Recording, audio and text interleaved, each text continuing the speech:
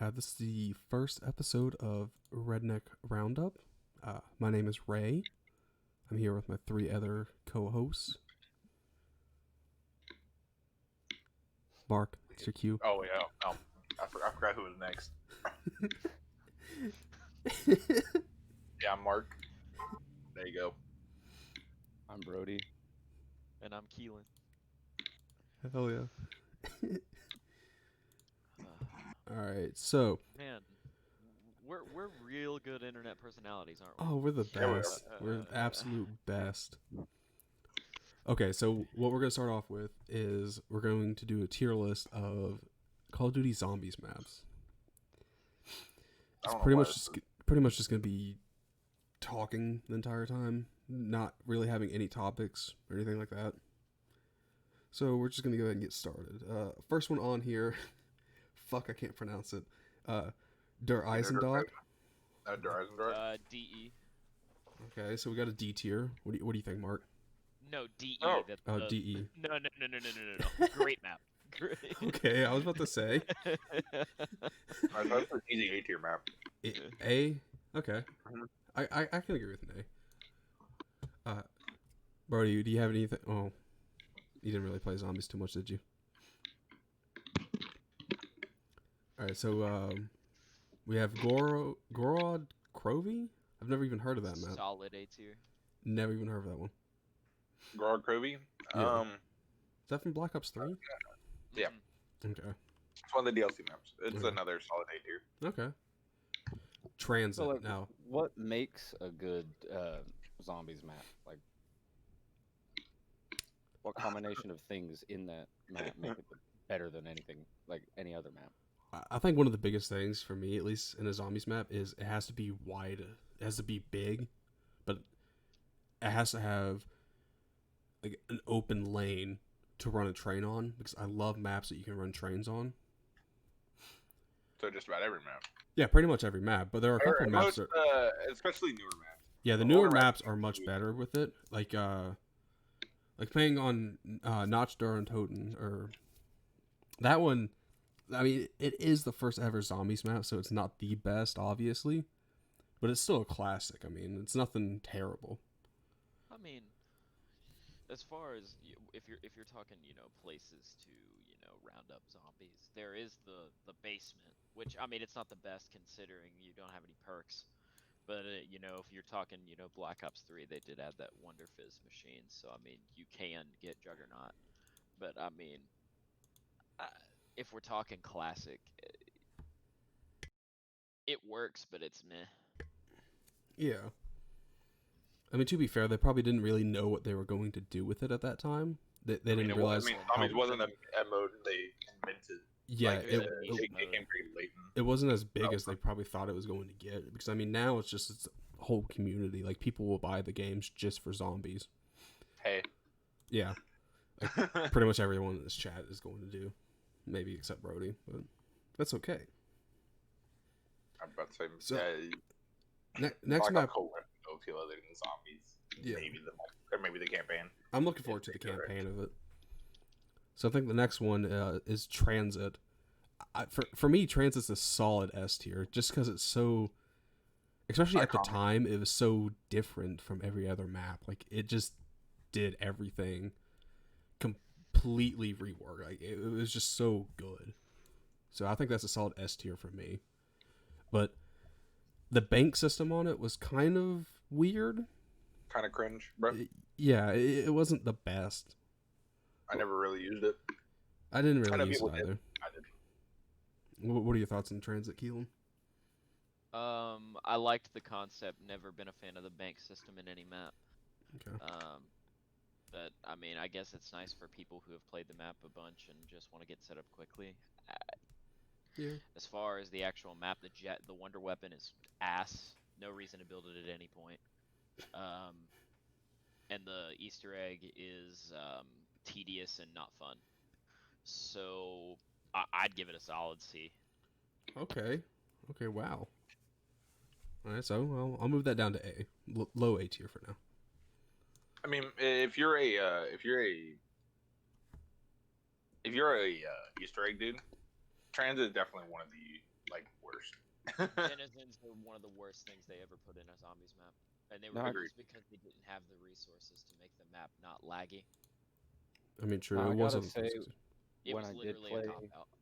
when I did play zombies, finding the Easter eggs on the one map that I played, like Kino der Toten, that was fun. That was the most fun about the zombies experience for me. All right. Well, that's good. Next one's Ancient Evil. Never played it. I haven't played it Which that one much. is that?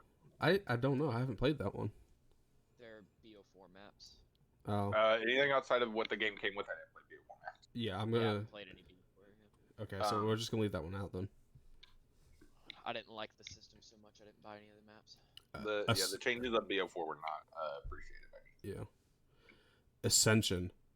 Okay, so with Ascension, that one was a lot of fun for me. Because I remember whenever it first came out, I was playing with a friend that we used to go to school with, Mark.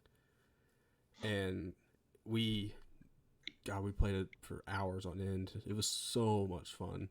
Just the fact that it introduced Flopper, I'm pretty sure, right? Mhm. Yeah. And just the fact that you just dolphin dive off of the launch pad Staircase. over by the staircase right into the courtyard. Oh my god, that was so good. I think it's a solid A tier for me. I think Ascension's biggest problem was a lot of the strategies for the map came down to you would just hit the box for the power weapons for like high rounds. You'd hit the box for the power weapons, never pack a punch, and only open up like certain parts of the map because More of a camping otherwise, map. because otherwise monkeys would get rid of your perks. Oh yeah. Yeah. Well, that's one of the first maps to introduce monkeys, wasn't it? It's the only map with monkeys. That destroy your perks. Shangri-La had monkeys on it, Okay. No, I knew Shangri-La had monkeys. but they're not quite the same thing. Okay. Keelan, what are your thoughts on Ascension? Casual. Nice. Not very hardcore enough for Keelan, I guess. No, it's so the Easter egg. So I like playing Easter eggs. Most of the time, it's used to even set yourself up on a lot of maps. Ascension is one of those maps that like you can get set up really quickly. You can get to your train spot, and you can go for 100 rounds if you want to. Yeah. It's casual. And Yeah. the Easter egg is not needed for any part of the map. It seems useless because all you get is a 90-second death machine. It's again casual. Okay. So next one is BOTD, which is just Blood of the Dead, I believe it was called. I actually have Worst never played Mob that of one. the Dead. But that was the remake of Mob of the Dead, right? Yeah. Mm-hmm. Yeah, I didn't like it. All right. So you think it E tier, Again. F tier? Again, partially because it's a Black Ops 4 map. You know. Oh, was it Black Ops 4 map? Yeah. It was on launch. Okay. It was Blood of the Dead 9 and Voyage of Despair. It is already unfortunately like hindered by that. Like no matter how much fun or good the actual map was, it's hindered by the fact it was in Black Ops 4 with its scuffed ass fucking perk Okay. system. All right. So I'll just throw that down at E tier for now. Yeah. See if there's anything. Honestly, anything on. But if we're measuring just like the physical map, I still didn't like Blood of the Dead that much. But some of the other Black Ops 4 maps I did like. Okay. All right. So next one's 9 Buried. wasn't terrible. What? I liked Buried a lot. I hated it at first, but playing that with you, Mark, made me actually like want to play it. So I just didn't take the time to learn how the map played. I haven't played enough of it to give a solid experience. I'm gonna say this about Buried. When it came out, it was one of my favorite maps. It had some cool stuff with it, you know, like starting or not leaving the starting area to get like 2K points to buy the LMG on the wall that you can only get at the start. Okay. That's kind of I like that, you know, stuff like that. Yeah. But we kind of overplayed it a lot as kids, and that ruined it for me. Okay. I think for me personally, I think it'd be a B, like a low B, high C tier. Like it's a good map. I mean, it's a good map. But yeah, I'd give it a B tier. What was that, Keelan? I have to agree because I don't know enough. Okay. So we'll put it at B for now. I also fucking hated the strategy of you set where I think the Juggernaut was in that little hallway. Yeah. I mean, I did like the fact that there were two separate routes that you could go for on the Easter egg to get, either the Richtofen ending or the Maxis ending. I always thought that was really cool. Yeah, but that was a staple of Black Ops 2. It wasn't really a staple of that map. But still, it was nice. I liked it. And I mean, yeah. All right, so for the next one, we have Call of the Dead.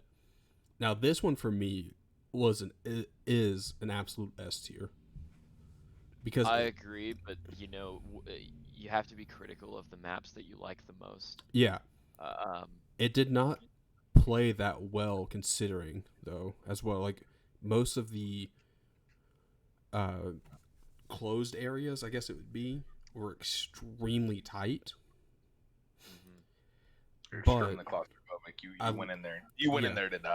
Yeah, if you went in there, it had to be between rounds, or, I mean, like after round 5, it was just a bad idea to go inside the ship because it was just so closed off. Yeah. And then if Romero was anywhere near you, you need to be on open area. That's the critical part that I have. Not being able to get rid of him, or the Easter egg not getting rid of him, I think was just big dumb. Bad design, yeah. Yeah, doing the Easter egg takes time, takes multiple players. If the reward was to get rid of him, or even a free perk or something like that, would have been nice, but it doesn't really do anything. Yeah, the Easter egg just gives you the Wonder Waffle, right? It gives you the Wonder Waff as like a death machine weapon. Yeah. And like what was it? It gives you the because it takes you to I Shangri-La, forget what it's right? called. It's the piece. The key thing. I don't remember. I didn't do the Easter egg for it. It's the piece that you need to finish. Like you had to do each of the Easter eggs in order. Yeah. To be able to finish Moon. Okay. Because you needed the piece, you needed the stone, and you needed the you needed the piece and you needed the stone, and the summoning key. Yeah. Okay. Yeah. So whatever that thing was. I'm gonna put it as an S for me. I wouldn't say S. After thinking about it a little more, probably an A.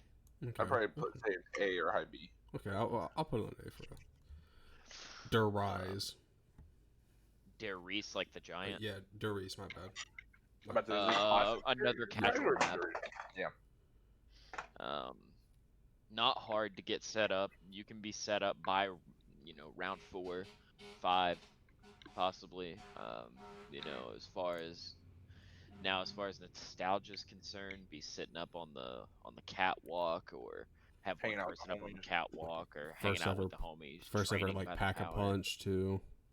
Yeah, or you could train it with the pistol in the main room. Yeah. Like Spawn. I genuinely think that that's an S, just because it was like for nostalgia reasons alone, because it was one of the first maps to really do something. Like it wasn't just perks and guns. You had Pack-a-Punch. You had to link all the teleporters to even get to the Pack-a-Punch. It had 2 pretty decent train spots. They obviously weren't the best. And on higher rounds, it was just better to go camp up in the catwalk. Yeah. I don't know. But I also remember all of the hackers for World at War was on that map. That's why in like every zombies game, I don't mean to sound like elitist or anything like that, I don't play public matches. I just don't. It takes from my experience, if I run into somebody who is hacking into the game, I jumped on to play a specific way, and it ruins my experience when somebody has 1,000,000 points and Pack-a-Punch guns as soon as they spawn. No, I definitely get that. and also another like in Black Ops 3, I don't play public matches because I, for one, don't want to get reset as far as levels are concerned because some 9-year-old thinks it's funny. Um, or I don't want to get bumped to 1,000 because then I won't feel the reason to play the game because I won't have earned it. Yeah. So I think if the hacking is done correctly, it can be fun. I mean, obviously playing it vanilla is better in my opinion. But like going on a notch and just messing around with mods and shit, I always thought that was pretty fun. I did like how Steam added the workshop and it got rid of leaderboards and being able to do that, and that was nice for those who did like to use customs. Yeah, the workshop for Black Ops 3 was one of the best things, if not the best thing to ever happen to zombies. Yeah, I love that. Too bad that Activision owns Blizzard, so it'll Probably never Never have happen that again. Yeah. it'll forever be on that launcher. Yep. So Which sucks because those modded maps were so good. That Super Mario 64 one, yeah, so much fun. So I'm gonna put Darius, my bad, on S tier. I think it's an S. I don't know. I can't see the tier list, so It's on the stream. Yeah, what's stream? I you didn't put where your stream was. Imagine not following the homie on Twitch. Here, I'll put it in chat. I got it. Just put it in. Simple up. Yeah. There you go. Anyway, All right. So after that, wait, hold on, go on, Mark. I very much don't like threes as a zombies map because of its overuse. Let's put it that way. It's been in like every game since World at War, in one way or in like some iteration or another, Okay. and that kind of killed it for me. The map, because they've taken like something I can look back on like the World at War days of threes, and it gets solid when I look at it and go, oh hey, look here's Dries, let's go get the Thompson, and then it's the fucking Yeah. I get that too. But I mean, it's kind of the same thing with Ascension. Yeah, but Um, I'm thinking you know. I'm thinking on that like my problem. I'm thinking of just the original release. That's what I'm thinking of. I mean, if you want to just talk the original release though, but training wasn't a thing in the original release. You couldn't train in World at War. No, I know that.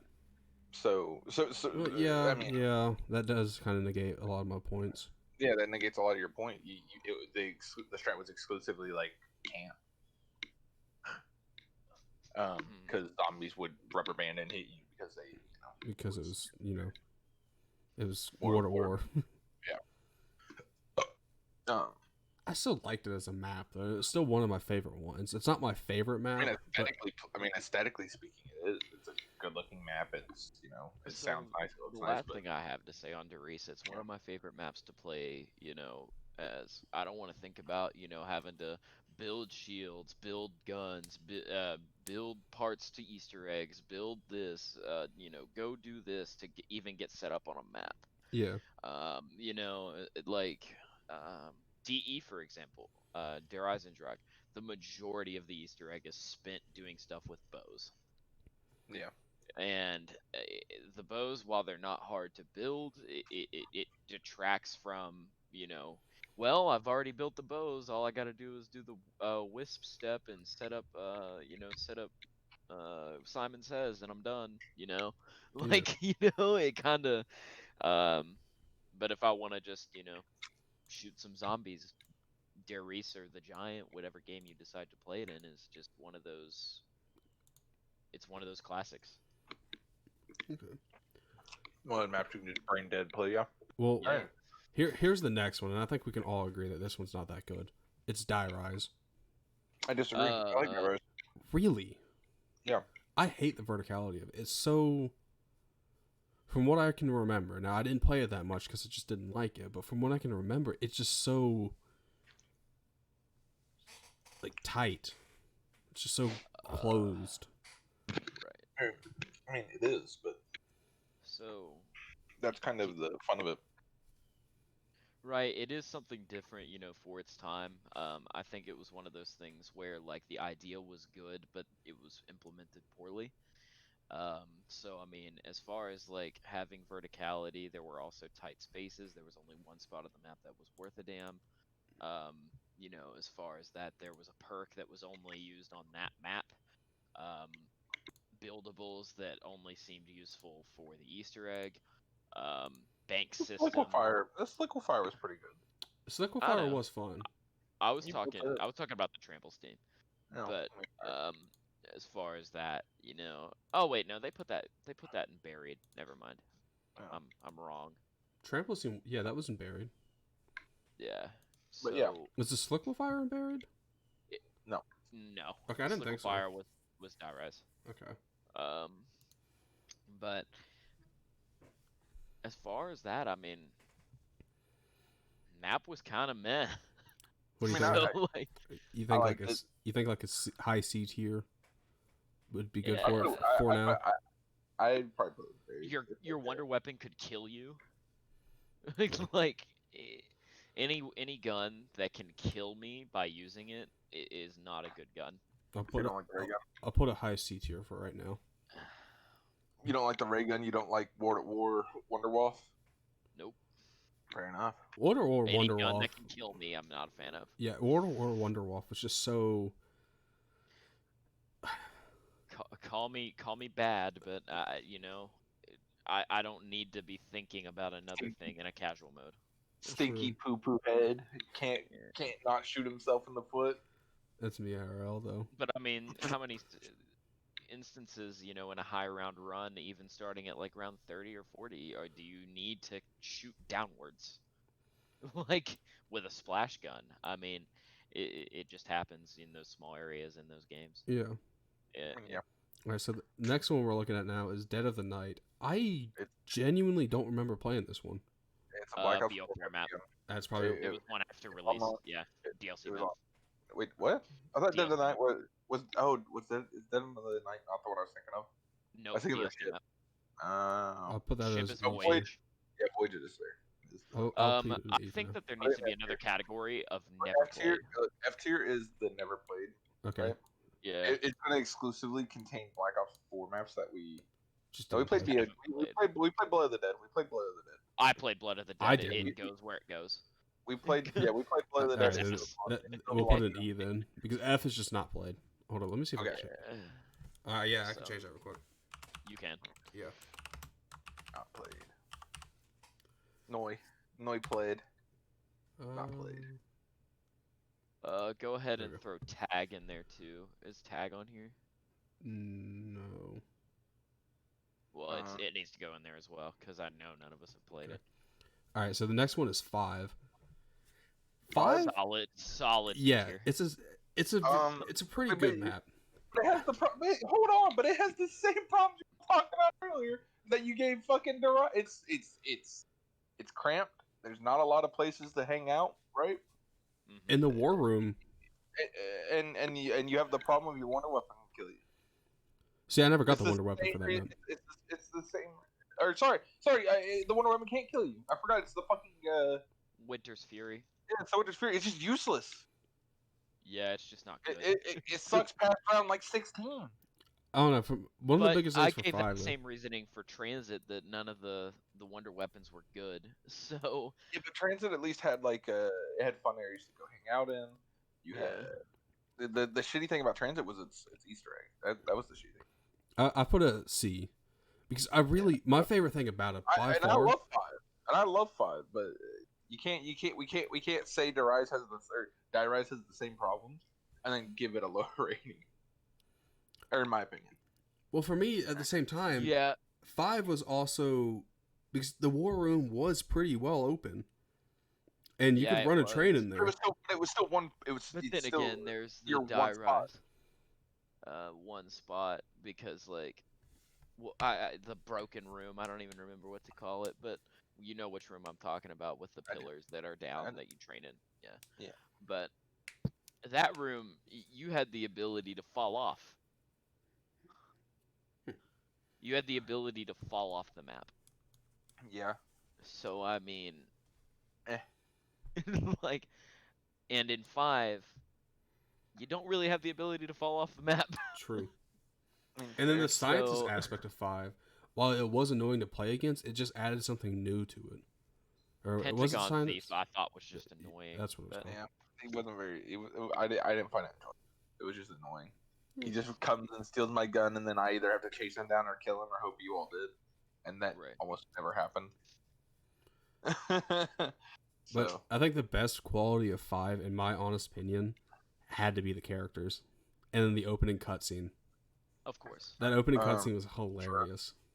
I mean, yeah, if you're gonna give it style points for that, that's fine. Well, I'm not, since we're just talking about the map design for right now. Because if I gave style points for that, it would definitely be an A tier. Because that was just so, at the time, that was just so iconic. And now it's still pretty, like, I got you some know things that to it's say 5. about Moon. Because We'll get there Alright, eventually. Also, hold on. I'm just saying, like the past 10 minutes, Birdie has not said a thing.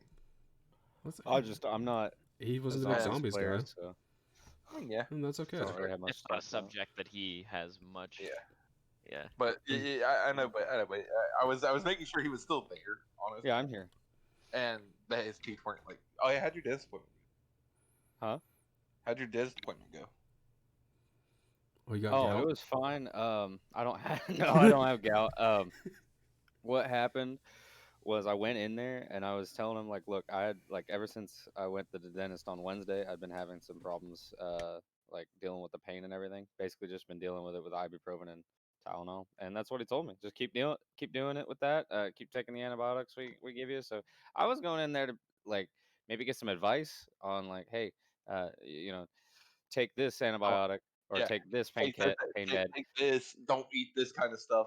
And he's like, Yeah. all right, you're doing good. Go, you're good, homie. Yeah, he's like, you're doing good, man. Keep it up. And then I left 15 minutes, and I'm like, I woke up at 7:30 for this. I went to For bed early. 15 minutes. I I could've took played an Pokemon Go. hour. I took an hour getting ready for you. For you, are you kidding me? For You're not you even to gonna be tell like, me that you're gonna tell me that should- I'm a good dude and doing a good job? No, nah. But to Fuck. be honest, sometimes it's worth it to know that you're doing the right thing, so you can, ease your. But then they Mom, charge you true. $1,000. True, but like They're that's charging that's your kind of the insurance yeah, $1,000. that's the problem. Like Yeah, my but- insurance was Hey. charged. I'm about to say, If you have insurance. I do. I mean, Parents yeah. still. Yeah, I mean, same here. Yeah, no, that same thing happened with me whenever I went to the Med Express on Saturday after I fucked his leg up. pulled my. They think it's my PCL. And so I went in there and they just said, here's some crutches. Take some ibuprofen. Here's another medicine. And just go to the actual Deal with it. doctors on Monday. Go to So- the actual doctor so- on Monday. So I went to the actual doctors today, and they said, yeah, you don't need crutches if it's not hurting you. Just wear this knee brace whenever you're up and moving. Don't have it on when you're resting. Stop taking one of the medicines because you don't need it, and just stay on the ibuprofen. So I'm Wow. just on the ibuprofen now. They said I can take the other one if I need to at night, because apparently it's supposed to help you fall asleep. That's the one that Oh, makes damn. me like feel drunk, I guess. Yeah. No more Met. Yeah, pretty much. Alright, so Ray. oh, They're what's trying up? to keep Ray from being a drug addict, True. which is nice. Which I is guess. it is nice, but at the same time, I've also never had that problem. You don't want to have it. No, I So, don't. I mean, I've got that family. You know how I'll be. You know how I'll be in this area. Yeah. Yeah. All right, so the next map we're gonna be talking about is 9 from Black Ops 4. I remember that one. Yeah, it's like my most Black Ops. My most So played favorite Black Ops 4 map of the ones I played. So that's not saying much considering I played 2 of the 3 launch maps. Now as far as that, I liked the map. I liked how it was split off into 4 separate parts. They were all kind The champion rounds were well done, easily dodged. The parts for the poison weapon was easy to find. Pack a punch was easy to do. Aesthetically speaking, it was Aesthetically, it was cool. great. It was I have phenomenal nothing bad aesthetically. to say. Yeah, I have nothing bad to say about this map. This is the Black Ops 4 map that's probably gonna get the highest rating. I think it would be a low B, high C. Because just the actual like map design, the map look was just so good. I thought. Easter egg boss fight, cool. I never I was did the gonna say Easter egg. it's above Buried for me. Yeah, if you want to put it in the same tier and actually like I'll put it in rate B. them in the tier, put it in B. I'd be Yeah. fine with that. I think it's definitely a B because it's just so. It's also a very unique map. I don't see anything wrong with this map. That's how I see it. Yeah. Yeah. There's nothing. There's nothing. There's But there's nothing not really that- stands out. All right, so the Kino- Other than its aesthetics. next one, Kino. A to S tier for nostalgia reasons only. Kino, I think it's an S tier because it was my first real zombies map. Like I started playing online with friends because before that it was just World of War, and I didn't. The only friend I had at that time that would play it with me was Mark, and he would come over to my dad's house where I had my Xbox because at my mom's I had a PlayStation. And we would play. And we played Notch till like round 20, die, and then just keep sending it because I also didn't have any of the DLC. We wouldn't even make it to 20. We would make it to like 12 because we were. I remember the highest we ever made it was 23, and we were so happy. But now if you make it to 23, it's like, oh shit, that's a bad game. It's like fuck. somebody disconnected. That's what happens if you make it to round 23. Like somebody dies. Yeah, someone dies and then they just give up. Yeah. But then again, let's go back to that reasoning on Call of the Dead. Some of our favorite maps, we got to be critical of them. The room with the turret was so bad. The turret was bad. There's one good route in any of the maps. Well, in any part of the map. The alley, you can train in it, but it's not optimal. Almost no reason to go that way. Yeah, the best one. There is no escape if you fuck up. Yeah, the best one is the stage. By far, you gotta go to the stage by far. But if you're not the one running the train on the stage, then it's just not. You're bored. It's not that much fun of a map. Like you can do spawn room, but you can do the alley, but like like Ray said, if you're not running, like the amount of zombies you get as anyone who's not running the stage is like 10. So pitiful. It's so pitiful. I literally would just sit there. Yeah, you could just and you could play on my AFK phone. and be fine. I would play on my phone until I heard zombies, and then I'd shoot them. Yeah. So And I then think if the guy on stage went down and I wasn't paying enough attention, that's when we lost. Yeah, so I think Kino would be an A tier. No. I got more things to say. Oh, okay. Hold on. Yeah. Bring that bitch back down, Ray. I did. It's down at the bottom again. Okay. So another thing, it introduced Nova Crawlers. Now, Nova Crawlers, in my opinion, it brings it down. They aren't a good addition to the map. As far as that, they're just annoying. They make your vision worse. The only way to circumvent that is to knife, but if you're any good at zombies, by the time that you're gonna not be able to knife them within 10 minutes. Now, as far as that, but there are some upsides. Pack-a-Punch is easy to get to. Easy to rack up points. The Pack-a-Punch room is a lot of fun too. Yeah. They added things in Black Ops 3 to make the teleport room. They added little Easter eggs to it. The music for Kino was also really all in all, good. solid map. There are some drawbacks such as the turret and the Nova Crawlers, and only one good route. So playing anything other than single player is just terrible. Yeah. So. I think Kino's an easy. It's a good launch map. I mean, it's a good launch map. I'll give you that. But yeah, I'll say, in my opinion, Kino's a B or C tier map for the reasons stated. I was never the guy running train on the stage. Everybody else would dibs it or just do it. So my experience is very skewed, and I hate the map. It was boring to me. Black Ops 3 kind of solved that a little bit because like the other train areas became a little more viable with your movement skills in the newer game. But as far as like being able to slide. But um, while dolphin diving is fun and you control people with it and whatever, um, dolphin diving is not a good movement.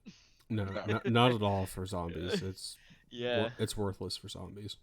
It's very much like, oh, here's a burst of movement followed up by you can't move. your leg Like, Yeah. laying on the ground.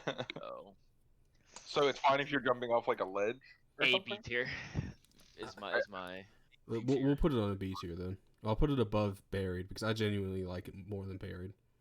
I think 9's a better map, honestly. It is a better map, but you got to think about nostalgia too.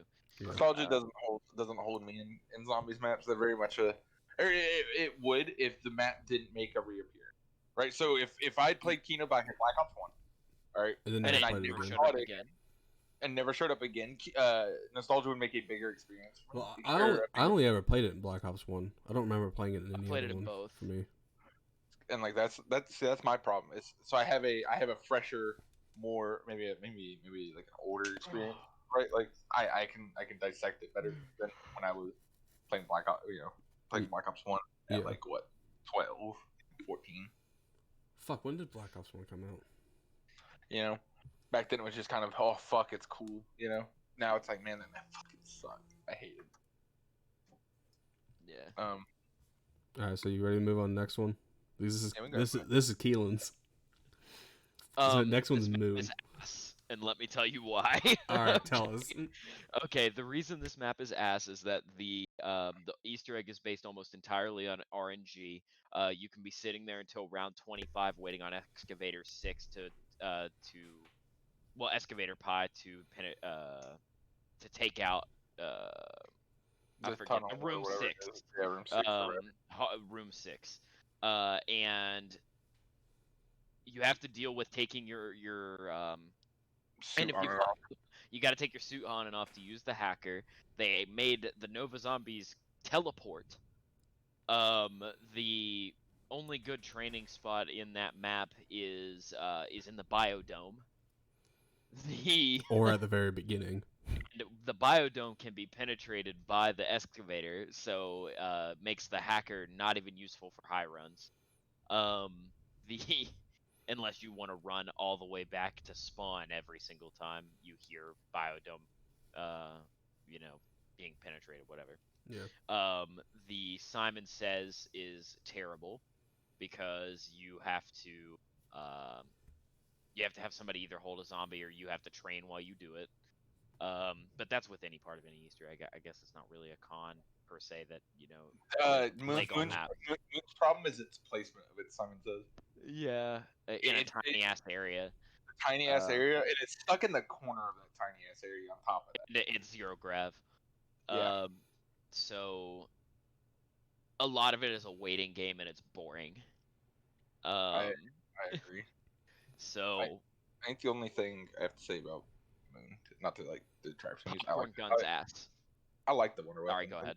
It was cool. It was a cool concept, like when it came out. But again, like I said earlier, like it's nostalgia, and I don't really care for it now. It's kind of shit.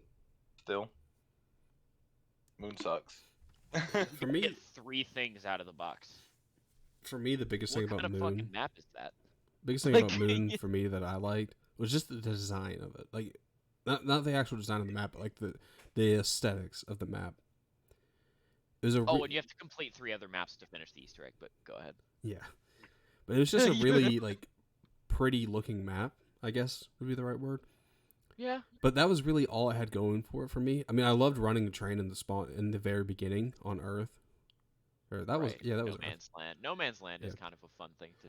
that was fun. But besides that, for me at its highest point, it'd probably be a C. But I think it's more of a D tier.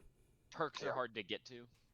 That too. Oh god. Yeah, if you want the 2 as the Treyarch would say, crutch perks, right? Of Speed Cola Moon is worse than Blood of the Dead. No, I disagree. Moon at least has the factor of it didn't have the Black Ops 4 perks. Yeah, but that's talking about a system and not a map. That's fine. It doesn't matter. Yeah. I'm willing to shit talk Black Ops 4 then. in that way. Mm.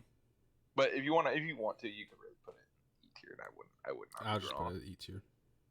I would say it's really not that. So- good. It's really. So not the next bad. one's Mob of the Dead, and I think this one's a solid A, maybe S. I want to say something about Mob of the Dead. Say it. Go ahead. Again, it very much. This is one of the maps, very much like Call of the Dead, that we didn't get a remake, or we did get a remake of Call of the Dead. I forgot. We didn't get a remake of Mob of the Dead, like a true Mob of the Dead 2.0. Yeah. Right. We got Blood of the Dead. It's the same map, quote unquote, but it's not the same. Yeah. So Mob of the Dead is very nostalgia ridden because we never saw it again. In my opinion, and I think that's fine because the map was very fun. It's really unique at the time. It's still really unique, and it's gameplay after death, or you're not after death, but the whole the ghosts and shit. That was cool. I liked it. I loved it. Yeah. The Easter egg, I don't really remember. I didn't do it. I don't think. I never did the Easter egg. I never even attempted it. Blundergat was cool, but I liked the Hell's the Retriever. Blundergat. Right, the Hell's Retriever. Right, that's the Hell's Retriever, yeah, and Hell's Retriever. Introduced Electric Cherry. Introduced Electric Cherry, a good perk. Yeah, that was a really Yeah. cool one. It had the Warden, which was cool for like a round, like a round boss. Whereas we had dogs for like ever. Right. We had dogs, and then we had monkeys for a little bit, Right. and then a couple maps. I think Mob of the Dead for me is a good A tier map. Probably maybe B tier on a bad day. What are your thoughts, Keelan? On Mob of the Dead. Yeah. See, I'm kind of clouded on nostalgia for this one, because I really enjoyed that map when it came out. It was like the only map I played on Black Ops 2 consistently, even after the life cycle of the game. Origins was good too, but I played Mob of the Dead more, as we're gonna get to Origins. But as far as Mob of the Dead, I loved all the weapons. It had the BO2 perk system and weapons. Yeah. I have nothing bad to say about this map. Yeah, introduced the shield, I'm pretty sure, as well. I think it did too. I'm trying to think. Transit I didn't can- have. No, Transit had a shield, right? Transit had the shield. My Yeah, bad. yeah. Okay, Transit had the yeah. shield More useful in Mob of the Dead. by far. Yeah. So because in Transit it was a pain in the ass to have it. It was a pain in the ass to build too. Yeah. So I think you either got the shield or you got the Galvanux. Hmm. If I remember correctly, I don't remember too much. You had to use like one part for the shield, or you used one part to open up the top to get the Galvanuckles.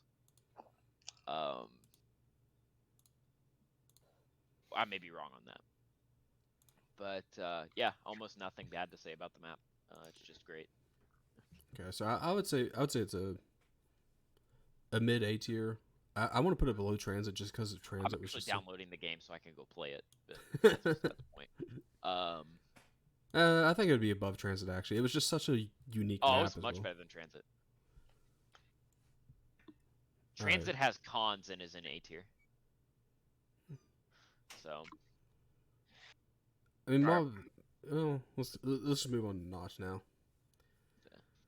I personally, like, looking back on Notch, I think it's a genuine like C tier, just because I it was could agree with that. so basic. But at the same Slow. time, it's just such a Very nostalgia ridden.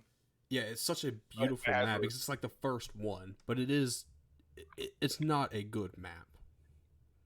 It's it's just such an average map, if that. It is such an average to shit tier map. it's Sorry. average, and I keep talking about it being slow, but it is incredibly slow. Yeah, no, after going, like, playing that first, it's awesome, but then if you go back to it after playing, years of the other maps, it is very slow. It takes forever, or it feels like that, to get to, like, a high round where you can actually start really getting a challenge going. All right. So next one is Origins. Now, here, I got something to Another say about favorite of Origins. mine.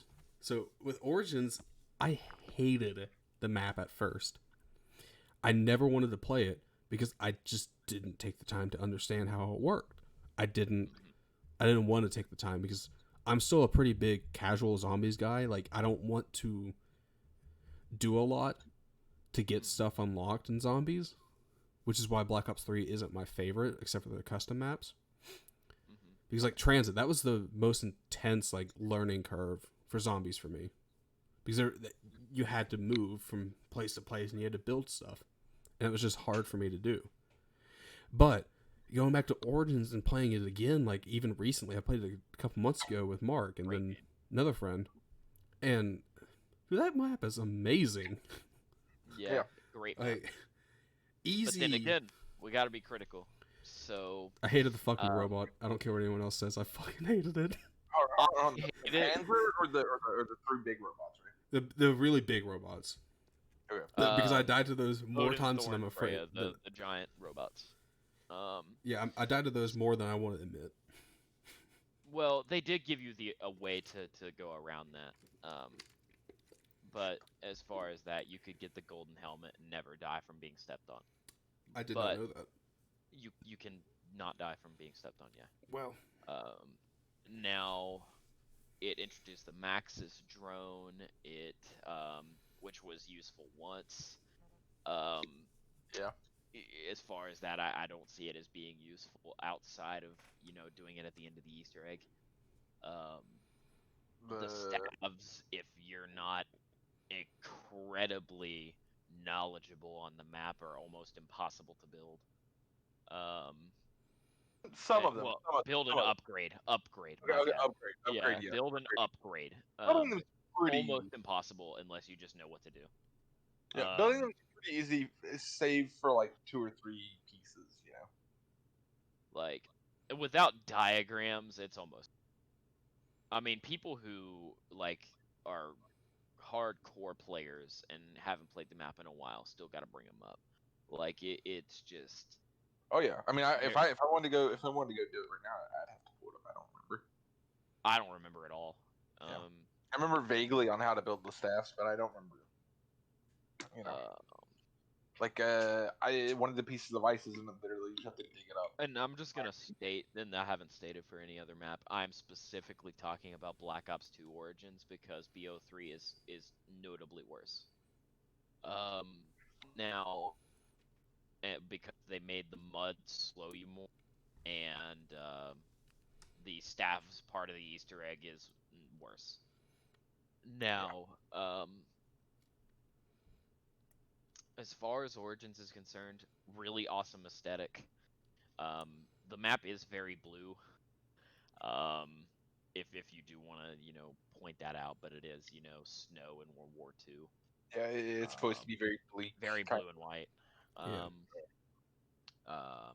It's got some really cool stuff like the 1-inch punch. It's got the stabs. It's got the Panzer Shrek. That's the first map with the Panzer Shrek in it. Yeah. That was cool, but it does come too early in my opinion. But that's just me being me. I think it's supposed to be. It's supposed to be hard. Yeah, it's supposed to be hard. It's like I agree. It does come really fucking. It's like what, round 8? I think? It's 8, yeah. Yeah. And you can have the fire staff built, or the 2 parts of it built before then. The fire staff destroys the Panzer Shrek. Yeah. But it's on average, like your average lobby back then did not. Yeah. I think it just had so much going for it. It was so. It came at a great time. It really kind of. I think it really pushed because like Black Ops 2. This is how I see it, right? Black Ops 1 improved on what zombies was, right? Yeah. But it didn't really push it too far. And then Black Ops 2 kind of shoved it ahead, right? Made a lot of advancements. We got a lot of new stuff. We got buildables. We got a bunch of new perks. We got new weapons. We got more complex Easter eggs and maps and map designs. Right. And I think that's what like that's how if I had to segment the game, I'd say World at War sets up zombies because it's the first. Yeah. Black Ops 1 is refining the fundamentals, right? The basics. It's mastering the basics of zombies As before it starts as doing we anything. learned, complex does not mean good. And then and then Black Ops 2 is the redhead stepchild where they experimented, right? They did a bunch of new and cool shit. We have transit, right? We got transit. You fucking go through different parts of a map that's segmented off by like dangerous areas, quote unquote. Yeah. We've got we got Mob of the Dead. It's really large. There's a lot of stuff. It's got new features, and it's got the fucking it's got the ghost, which would later it's got the ghost. You kill yourself or whatever, and turn on power stuff. Afterlife Right, in the afterlife, which was cool. Which replaced which quick revive. which is cool. Replaces quick revive, and it's the predecessor to the Beast and Shadow of Evil. Correct. It's the same thing essentially, right? Correct. And and then we had Dire Eyes, which was the problem, right? Like it had some cool ideas, but not implemented well, and that's fine. And then we had Origins, which was kind of wrapping everything that they had tried in other maps together, and I think it did it well. I think it went took, well. Yeah, I think it took the good part from the rest of Black Ops 2 maps and all of the stuff we had already refined down in Black Ops 1 and smushed them all together to make a great map. I think Origins is in my opinion an S tier map. It's one of my favorite. I am inclined to agree. I genuinely think it's S tier too. After like learning how to play it with you guys and actually understanding, what I need to be doing, and I genuinely think it's definitely an S. Because one more thing before we move on. Talking about before it being complicated. Sorry for interrupting you. Talking about it being complicated. The Origins, what it did well is that it was complicated, but it wasn't bad. It was complicated, but you had fun building the stuff and you had fun upgrading it. It wasn't a slog. That's actually kind of what I was going to say was like Origins is complicated, but it can still be played casual. Of course. You know what I mean? It fits it does both. It really is a good casual map tells too. you what to do. Yeah. Like the boxes tell you what to do. Like, hey, you need to do this. Like, you do this part. I'm getting a phone call. Right. Parts of it doesn't directly tell you what to do in some parts, but it does say, hey, you should do this here. Like. But... No, I definitely agree. I mean, it is a really, really good map. It's one of the better ones. Ooh. Right, so I forgot about Rev. Yeah, next one's Revelations. I can't remember which one this is off the top of my head. It's DLC 4 for Black Ops 3. Okay, I didn't get the DLC map for Black Ops 3. Okay, so this map, basically it was an amalgamation of a bunch of different maps from different games, and they pushed them all together, and there's only like one or two parts of the map that are new, per se. Okay. And basically it was basically the end of all. That was what it was the end of the story originally before Black Ops 4 became a thing. Okay. Now, if you're talking from a casual perspective, not hard at all. You can go to specific parts of the map, train, do whatever. Pack-a-Punch is not hard to get. It's basically defend the tower. Okay. As far as the Easter egg is concerned, it's got the same thing that plagued Moon. You got to get like 3 things out of the box before you can even start. As far as that, the Easter egg, just tedious. So, as far as that, not a fun Easter egg to do. I'd give it a solid B tier. Okay. We'll come back to that one whenever Mark gets back. Yeah. Okay, so next one is Stranger Law. Now, this one, I still don't like to this day. Mark used to swear by I this one. I think he's wrong. It's an ass map. I just didn't. I didn't like the what was it? The trap room that had the spikes on it, and it would slow you down or whatever it was. Yeah, it was the first map to introduce mud. Yeah, I did. I did not like that. And then the little freaking monkeys going everywhere. It just. It was not the first map to introduce slow, though. I'm back. Okay. Well, we're on Okay. Shangri-La right now. After this, we'll go back to Revelations. Oh, okay. Hold on. Let me see. Where did we put Revelations? Put it on B. Yeah, Keelan said it was a B tier, so I didn't play it. I played it a little bit. It's an okay map. I played it quite a bit. I like this. I like its conception of it takes pieces of every map and smashes them all together, but that's about it. Right now we're on Shangri-La. Okay. So I want your thoughts before I decimate this map. Go ahead. Okay. Okay. It was. I liked it, but it was. I guess I didn't really like the map. It's more like I liked it because everybody else hated it. Okay, so Okay, so that's why because I was Team telling Keelan. Keeper kind of thing. But hold on. Okay. That was when I was a kid, and coming back to it now and playing the Black Ops 3 version of it, I still kind of like them. Honestly, I like its conception, like the idea. You know, you're in Shangri-La, the the whole fucking. The map's cool. It's got it looks cool. It's got some cool areas. I like the zombies, the special zombies. You know, the Sonic one and the fire one. They were cool. They're kind of annoying, but you know, every map has kind of that like, oh, it's annoying part. But I think the biggest thing for me that like I didn't like about the map is there's not a lot of good areas to hang out. The only place in that map that was worth anything was like the bridge, but like you still had to use the wonder weapon, which I'll get to my chagrin for that gun later. But as far as the map, introduced napalm zombies. While a cool mechanic, just annoying. You basically just blow them up on purpose. Um, Shooting them is a waste of ammo. As far as the monkeys stealing power ups, never been a fan of that. But once you get good enough at it, you can shoot them and get free max ammos. Yeah, you can manipulate So it. as far as that, that's just me being bad if I don't get a max ammo. And I'm not saying bad, not being experienced enough with the map. But Keelan, then you just wait for another monkey to come pick it up. Right, I guess. But Easter egg, pain in the ass, requires 4 players. As far as that, must have skilled players to do it. Yeah. You can't do it casually.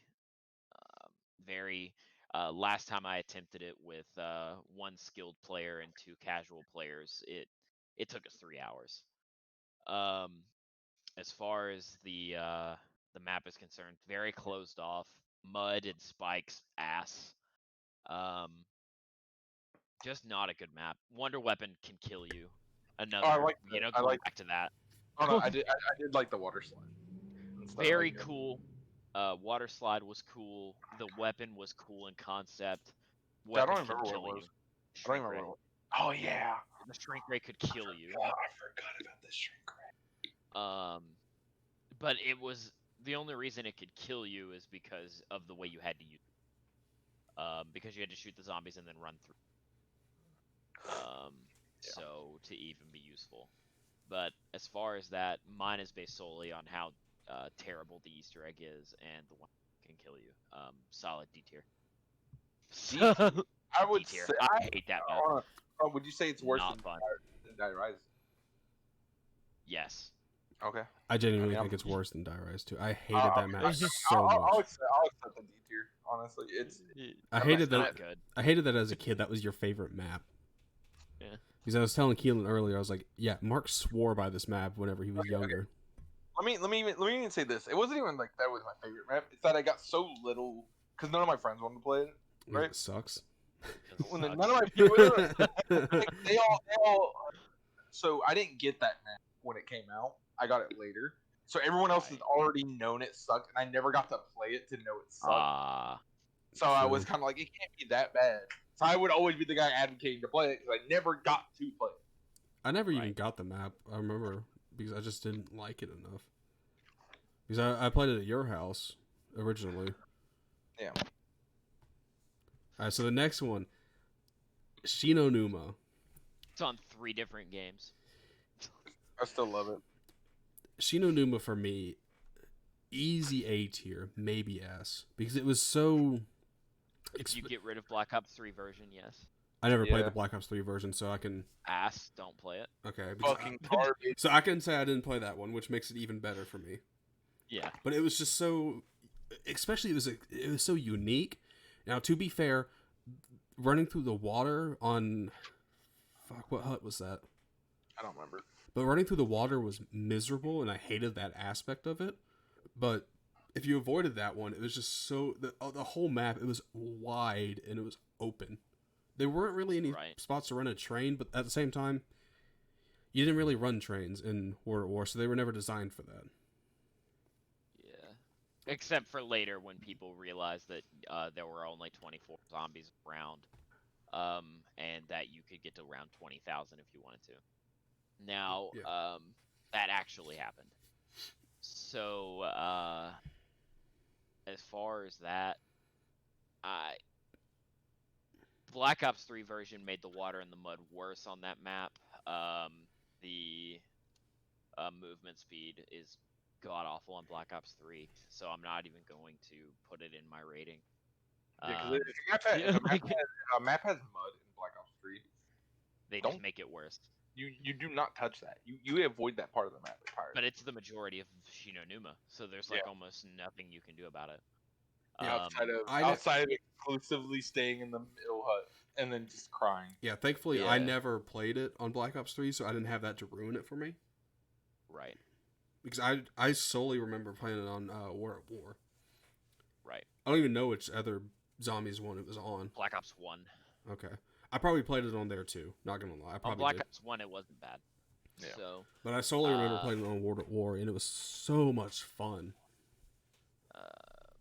So I think for me, I have nothing to say about the map. It requires you to open the entirety of the map. Almost all of the areas are, at least useful. You can use them. Yeah, they're not bad enough to where you don't want to. Yeah. So I think it's a solid A tier for me. Solid A. Yeah, I'd give it that. Yeah. It's above Transit for sure. Yeah. I think so. Yeah, sure. Fuck it. All right, so next one is Shadows of Evil. Now, I want to start off with Shadows of Evil for me. This is where I really stopped liking zombies because of where it was going. I was not a big, complicated zombies guy, like I said earlier. And Shadows of Evil, for me, was extremely complicated. But later on, whenever I started playing it on PC with you guys, I started to understand that it really wasn't so complicated. I just had to, you had to pay enough attention. I had to use more than my 2 brain cells I currently have. I had to go borrow one from someone else. Right. And once I got that, then the map was actually a lot of fun. And it's my biggest complaint about it now, though, is I hate, what is the Bloodhound? Is that what it's called? The starting pistol? Yeah. I hate that so much. That gun's garbage, in my opinion. Not the worst, actually. As somebody who plays it all the time, but considering that, later in Black Ops 3's life cycle, they added, after Revelations, the Super Easter Egg. Or with Revelations, they added the Super Easter Egg. So if you had completed them all on every map, you got the RK5 and the Bloodhound with max starting ammo. So every time I load into a map, I've got max ammo. So I mean, as far as that's concerned, it makes it a lot better. Considering that I can kill Margwas with the starting pistol. Now, without max starting ammo, I agree, not good. Can't really get points up with it. It kills zombies after 2 or 3 hits, and you're out of ammo really fast. Yeah, I hated the pistol, but the actual map itself, it grew on me after I realized what you need to do and how to do it. It became one of my. I mean, it's still not one of my favorite maps, but for me, it's an easy A tier. I'm willing to say, and this is a pretty bold statement, it's the best launch map they've ever released. Okay. Okay. That's a bold statement, but it's one I'm not gonna argue with. Actually, I really like Shadows. Shadows of Evil was the best launch map they've put out. Actually, let me put it this way: Shadows of Evil I got years of enjoyment out of playing Shadows of Evil alone with Connor because he didn't buy into the DLC maps until like well after they had all come out. Yeah. Right. And me and him exclusively played Shadows of Evil every time we hung out, and it was and that's how fun it is. That's how I'll put it. Right. I played more Kino der Toten, like if we're talking launch maps, I played more of that by myself than I did with people. Because, as you talked about before, the stage is like the only viable, in the original map, is the only viable train spot. Yeah. For high rounding, at least. The map. Go ahead. The map for me that I played the most, like as a kid, or at least by myself, would be Notch, because that was my first experience into zombies, and that was really all I actually had to play was just Notch, and that kind of burned me out of zombies pretty fast. So I've never really been the biggest zombies guy until Black Ops 3. But it was Black Ops 3 for PC that really made me like zombies again for the community aspect of it. And honestly, the maps are really good for Black Ops 3 overall. Yeah, there's still some bad maps, but overall, I thought it was a really good game. And Shadows of Evil, like learning how to play that one, it is very fun. Yeah. Shadows of Evil, easy Easter egg. I can do that Easter egg in my sleep. The addition of Gobblegums takes a lot of the RNG out of a lot of these Easter eggs. So, I mean, complaining about that, the RNG and all that stuff, but, it's still one of those optional things that you can do. A lot of people like the classic Black Ops 1 feel where, it's all based entirely on your skill. But, I feel as if Gobblegums get rid of RNG. If you're willing to use it. But if you're willing to do RNG, they're all still... So it's kind of like that pay-to-win aspect kind of thing. But as far as Shadows of Evil is concerned, I would put it A tier, S tier. What do you think? What do you think? You think an A tier or an S tier? I'm thinking S tier. Shadows of Evil is one of my great map. Okay, I'll put it on. I'll put it on low S tier, but still an S tier. The characters were great. The characters were really good. Yeah, that's very true. Nero's great. The Margwas are. I like the Margwas. They're fun. All right, so here comes my most controversial take. The roly-polies. Here comes my most controversial take. Zombie Verrug. This was one of my favorite maps as a kid, and I genuinely don't know why. I guess it's the whole horror aspect, maybe. Horror, like asylum kind of thing that it tried doing. And looking back on it, it's a map that I shouldn't like because it's a pretty closed off map. Like it's not open at all. But for some reason, I still think it's one of my favorite maps. Like I could go back and play it right now and probably enjoy it. Genuinely, I could probably enjoy it. But I really don't know why it's one of my favorite ones. But like looking at it without it being my favorite, it's not that good of a map at all. No, Verrug is the worst zombies map from World at War. It's definitely the worst one out of World at War. I didn't hate it more than Noct. I like Noct more, but I like Noct more. I guess for the reason for Noct is that was, I didn't expect to get that either. I didn't know zombies was the thing whenever I, beat the campaign for World at War. So that just kind of caught me off guard, and that's a huge factor with Noct for me. Is it was. It's a pleasant surprise. Yeah, it was the first time I've ever done anything like that. Right. This is my thing about Noct is I hated being split. I hate the fact that some people spawn on one side and some people spawn on. You mean Verrug? Yeah, because they're split on Verrug. Yeah. and I hate that. That is the most annoying thing to me when I was, playing. It's like, why the fuck am I? Why the fuck am I constantly spawning on this side, and my friends spawning on that side, and then unable to help each other, right? Yeah. And it was not pleasant. But I mean, I think it would be a high D, low C for me. Like, actually going back and looking at the map, it is not a good map design. It's not. But I still don't. I don't know. It just holds like such a special place in my heart, I guess. But I think you guys are okay with a high D tier? yeah, Yeah. I liked it better than Shangri-La, and people can say whatever they want, but I think it was better than Shangri-La. So these last two maps I never played, so I have not played Voyage of Despair. have you? okay. I played Voyage. It's my second most played map in Black Ops 4. I didn't play Blood of the Dead like at all. I had a lot of performance issues with Blood of the Dead. Voyage is okay. Let's put it that way. It doesn't do a lot of stuff right, but it doesn't do a lot of stuff wrong. So just a Kinda C. boring. Yeah, it's Okay. C. I didn't play it in. I never did the Easter egg in it. I never cared enough to do it. It was very much just a, hey, you're on this ship. Hey, there's some cool stuff hiding around. But it never made me care enough to want to do it. You know what I mean? Okay. Right. So then, oh, you got more? All right. No. Okay. Voyage is very easy C tier. Maybe you So, can check it out. I guess we're on to the last one. That's There are maps missing from this list. There are definitely maps missing. But to be honest, I think the ones that are missing, none of us have played. What So, maps? Classified is missing. Oh yeah. Let's see. Tag is missing. Tag. Tog der Toten.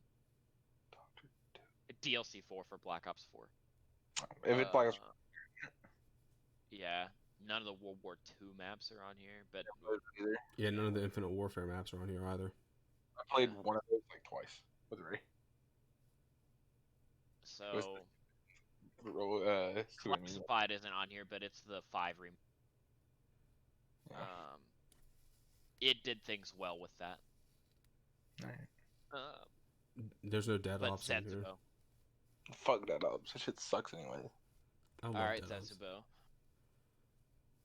I never played it, so I've played it. Now, I'm gonna be very objective because I haven't played it much. So having to plant things and wait rounds to do stuff is kind of annoying. But Yeah. that's just part of the map, considering it's a plant-based map. I mean, Shadow of the Evil has that. And all the different, getting seeds. Yeah. As far as things it did well, it introduced the Marshall, the new KT4 wonder weapon. It had a cool boss fight with the giant spider. So Okay. Let me hit you with this one, Zetsubo. Right. So, would you prefer a timed thing? Like, why can't I hear myself? a timed seed rather than Rather than an RNG based, like, oh, I have to wait until this drops, or I have to wait until I pop, the right. it wasn't like a purple RNG. egg. You just had to wait around. Yeah, no, that's what I'm saying. But that's what I'm saying. Would you prefer the timed or an RNG? Because if you did the round, sometimes it can be faster than timed, if you're good. But it's still annoying nonetheless. I think it's annoying either way. I don't think I'd have a. Okay, what I'm comparing is like, do you find digging up staff pieces and popping the stupid eggs on Shadows of Evil to get the piece for the wonder weapon more annoying than waiting for the seed to grow? I prefer Origins and Shadows Digging, of the digging up Here's why. space. Here's why. So in Zetsubo, that is required to further the map and open up the map. Yeah. In Shadows of Evil and Origins, it's not required. I mean, well, if you want to do the Easter egg, it is. You don't need the Apothecant Servant to finish the Easter egg. I thought you You did. don't have to build it. I thought you had to build it. My bad. Nope. Okay. You don't have Well, to. well, the staffs then, because they'll be my counter argument. Yeah, but there's so much other shit to do that like you can be doing that while you wait for rounds. I mean, I guess. There's ways to circumvent the boredom for that. That's fair. In Zetsubo, there isn't really. I sat there for 3 rounds waiting on a seat to go. like I just don't enjoy that much. But then again, I haven't played it much, and I don't know too much about the map, so I can't really make that determination. I would have to give it a solid C or B tier because of the new weapons that they put in are cool as fuck. Yeah, I like the unique enemies in it too. I like the spiders. Yeah, the unique enemies are cool too. So I like the spiders. I like the stupid plant dude. I don't know. Threshers, I think is what they're called. Threshers or whatever. Yeah. Yeah. The only thing I didn't like power. I didn't like I had to fucking put in water for power. That was annoying. And the fact that it's the only map in the entire game that requires you to have gobblegums to finish it. Does it? Mm-hmm. Oof, that's rough. But it's a free gobblegum. Oh, then that's fine. Yeah, it's one you unlock by leveling up. No, that's fine. That's acceptable, I'll say. Yeah. I wouldn't say that's fine. That's acceptable. Yeah. It's anywhere but here. You need an anywhere. So what do you do? So I guess you just have to make You sure have to go do this thing underwater and then teleport. You have to teleport to like out of a specific room. There's no alternative. Damn. There is literally no alternative. That just does not sound fun, honestly. It's incredibly simple. Well, it's more like I have to make sure I have. Yeah. And if you're playing with 4 players, somebody's bound to pull it. Yeah. So I mean, as far as that, especially because you get a free gobblegum every round now. Every round, yeah. Instead of having to buy them. You pay for it before. If they didn't make them free before, then I would have said F tier. Yeah. But all right. So Zetsubo is what? B tier. B tier. I don't remember which. Here's my question. I think it's better than everything on C tier. So I'd say B. I'd say yeah, low B. Low B. Right, maybe above low B. So I don't think it's better than Rev. You know? No. Why? Or what do you like about Rev that makes it better, you think? The variety of things to be looking at. Okay. Fair enough. All right, I'm gonna go poop.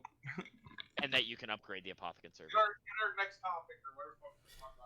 All right, let's go find another topic. You know what I kind of want to do? Overall, just best zombies.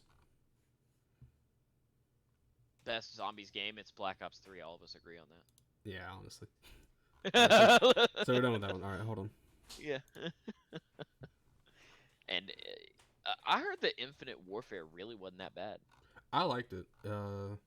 Definitely wasn't the best, but it wasn't that bad. It really wasn't that bad overall.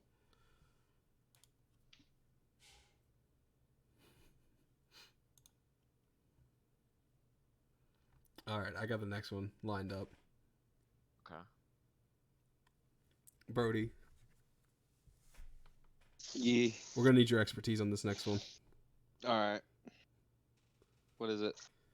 We're gonna do an animal tier list. Oh shit! What? An animal tier list. Let me get the stream pulled up real quick. I went and did dishes while y'all talked about zombies. I had a feeling. Dude, how many of us have Black Ops 2 on PC? I don't know if I have Black Ops 2. Because, like, I'd actually like to play Mob of the Dead with the homies. I don't know if I have Black Ops 2. I'll check real quick. Because I have Mob of the Dead. Alright, let's go find Black Ops 2. And just check if you have the DLC. Well, actually, Transit might not be too bad. Okay, so I do have Black Ops 2. Okay. Let me check the DLC. Well, we can play Transit. I have If you don't. I have Nuketown, that's it. We could play that too. All right, let me. Nuketown Zombies wasn't on the list. Oh fuck, you're right. It wasn't. That one was pretty solid. I didn't hate it. I mean, it wasn't like a revolutionary map or anything like that, but it wasn't bad. I don't think. All right, let me go to the store page. Let's see how much the DLC actually is. It's probably not that much, honestly.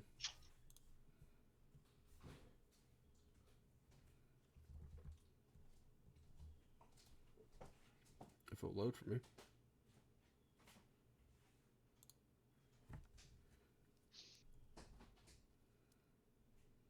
What am I gonna eat for lunch? I went and got McDonald's after I left the doctor's.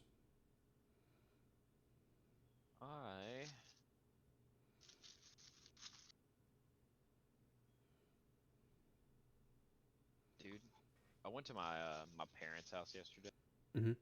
and I was gonna go make some food, and then like I was going through their cabinet to try and find some pasta because I was gonna make my dad some, and like I was looking for it for so long that I ended up just organizing their cabinet. Alright. So. And then, but the reason I bring that up is because I found 9 jars of peanut butter. I was like, are you all ready for the fucking apocalypse? Have you ever seen what like expired peanut butter looks like? It's just got that the actual water on top or whatever it is. Yeah. Ugh. Bro, I love peanut butter, but when I see that just makes me never want to eat it again. Like I know there's got water in it, but for some reason, just the fact that it is showing that much water is just disgusting to me. Put some clothes on. Shouldn't be much water in there. Good lord. So, animal tier list? Yeah. What, you want to pull it up on your Twitch there, bud? I'm waiting on Mark to get back. Ah, okay. He's using the restroom. Pooping. He'll be there forever. Yeah, I know how he is. No, I think it's You made me instinctively look inside my peanut butter. Is your peanut butter okay? My peanut butter's okay.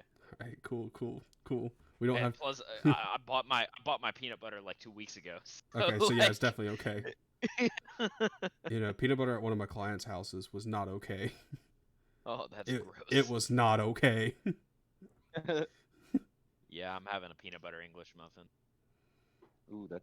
Ooh, that sounds like that'd be good. I don't even like English muffins, but on with peanut butter on it, they're good. It's almost not even noticeable. It's just Yeah. bread. So, No, have you ever had a peanut butter and honey sandwich? not I want to like honey. I do. I just don't. That's reasonable, honestly. I want to like it because there's nothing bad about it. It's just it's messy. It's Yeah. sticky. Yeah. And, like I just can't. Messy and sticky are just not in your, like, can handle. It's just type, is it? yeah. Did you guys ever watch iCarly? Yeah. You remember whenever what was it Freddie's mom said messy and sticky makes mommy feel icky? Ugh. That was the weirdest thing they've ever put in a kid's show. Then looking Dan Schneider wrote all yeah, but then stuff. looking back, it was Dan Schneider.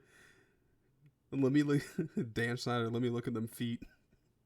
Let me look at them feet. Bro, Dan Schneider was something else. He really was. Feet. Nah, peanut butter or muffin. Peanut butter, honestly, I would rate peanut butter better than feet. I would very much so. Yeah, rate, I like peanut butter way more than I like feet. Because peanut butter is actually really good.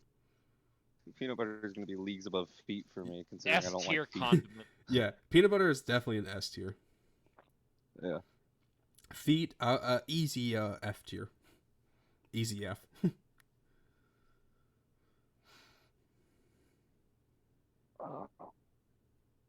Why do dishes just never stop?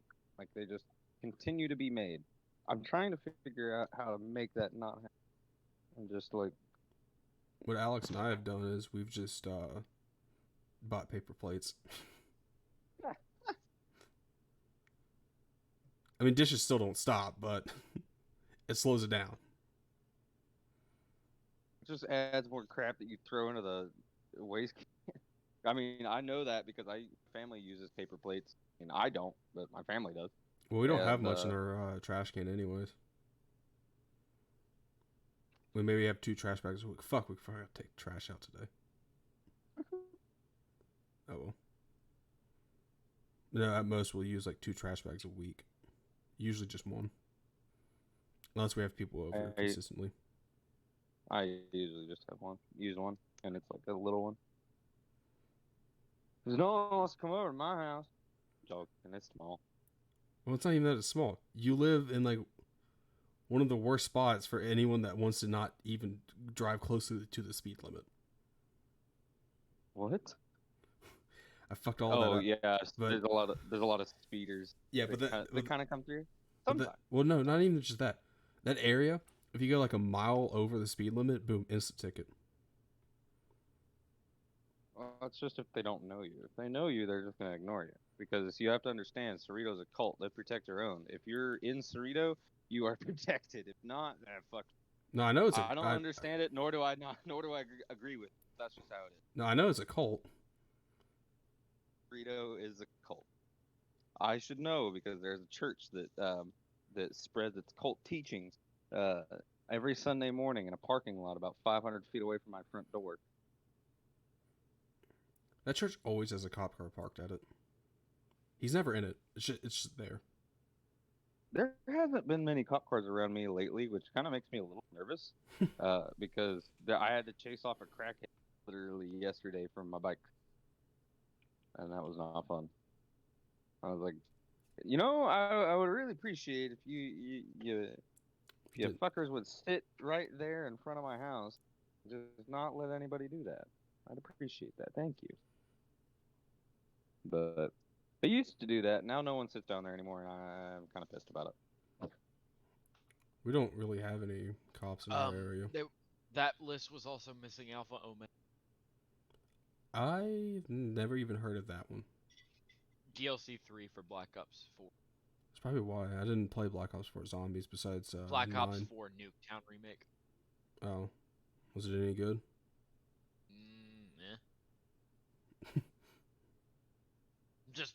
Just know it's not on there. That's an outdated list.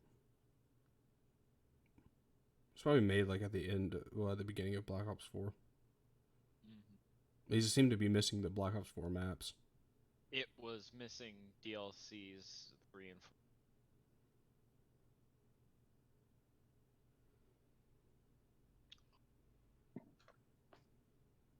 Be right back. I go poop and I come back to the be right back screen. Yeah. I was waiting on you. Bro, shit. All right. All right. What are we talking about? All right. Here we go. Official Animal 2020 tier list. Why are we? Because that way we can get Brody involved. Why is it the 2020 tier list? Because these are the only animals that exist by the end of 2020.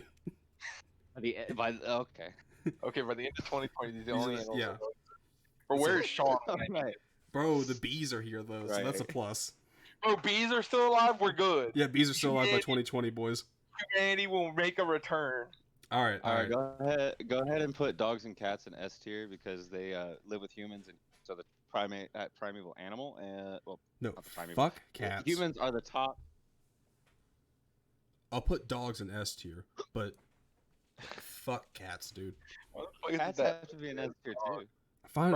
I mean, they're below. They they're below dogs. Rely on an ape predator list. They do not. They are. Dogs and cats are they do not only rely on animal. us. As a species, yes, but domesticated cats are not apex predators anymore. No, I'm not saying that dogs and cats are apex predators. I'm saying they rely on apex predators. They rely on you and me. Yeah. Okay, but Brody, look at the list. We're gone.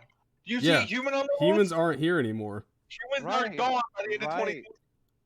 Right, I'm saying that their reliance on us makes them S tier, meaning that they have better living experience than any of the animals on this list other than, say, maybe a horse. I'm sorry, but have you ever seen a fucking silverback gorilla? Bro, a silverback gorilla will body that little shit cat. I'm not talking on strength. I'm talking on, being able to live. Straight up 1v1 me Now, on Rust, bro. Now, Animal Fight Club, that's a totally different thing. Hold on. That's a different tier list for a different It's day. totally not doing hold Animal on, Fight Club. hold That's on. not a good idea. Hold on. Animal Fight Club, B is S tier. You cannot beat B. Bees You can are beat S tier, bees. They Animal kill Fight Club. themselves, dude. Exactly. How do you beat Big something that glass beats cannon. itself? You can't. He's Alright, already claimed victory, Ray. All right, so here's what we're doing. We're just gonna go. All right, so for gorillas, I think overall, I would say a gorilla is a solid A tier, like a high A, just because gorillas are smart, but they're not the smartest animals. But at the same time, on this list, they're probably the strongest, excluding the elephant and maybe the grizzly. I think that's a grizzly. Or is it no? That's a Kodiak bear. Kodiak bear. Okay, see, this is why we needed Brody. We got the animal expert here. Why are there two separate We species? need Sean. Yeah, we Because need I'm not Sean. an animal expert. He's the animal expert. I'm just the fucker that likes watching Animal Animal Planet. You're the animal expert out of the four of us. All right. On Redneck Actually, I'm Roundup. pretty sure that whale is stronger than a silverback gorilla. Not gonna lie, I did Oh. not see the whale at first. Oh, whale. Me neither. But I'm pretty sure it's stronger than a silverback. Yeah, no, gorilla. the whale is definitely stronger. I thought that was a dolphin. Something compared to a bus. Bro, I thought that was a dolphin. Okay, so I think the This looks silverback like a gorilla whale to me. Like a manatee. is definitely a whale. I genuinely think that's a whale. But like, is it an S tier animal? Like, is it like A whale insanely? Yeah. on size, it's an S tier animal, but I think a whale is B tier at best, just because it's Whoa. so massive. It relies on so much to go right. Bro, hold on. So no, whales are literally going to be F tier. What? What are they going to eat? What's left in the ocean for them to eat, Ray? On this list. There's no krill on here, Ray. Is this the food chain or is this the animals here? We're just talking about animals. We're not talking about food right now. This is the animals that are left at 2020, the end of 2020, right? Right? No. Right? So that's why There's I'm no asking. krill left, Ray. What are they going to eat? Okay, calm down. Calm down. What? I'm doing mean. Calm down.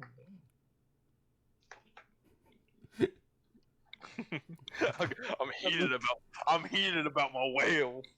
I'm I'm listening to the Twitch stream. Oh god. And it's like a few minutes behind. Dog. Well, yeah, it's a few minutes behind.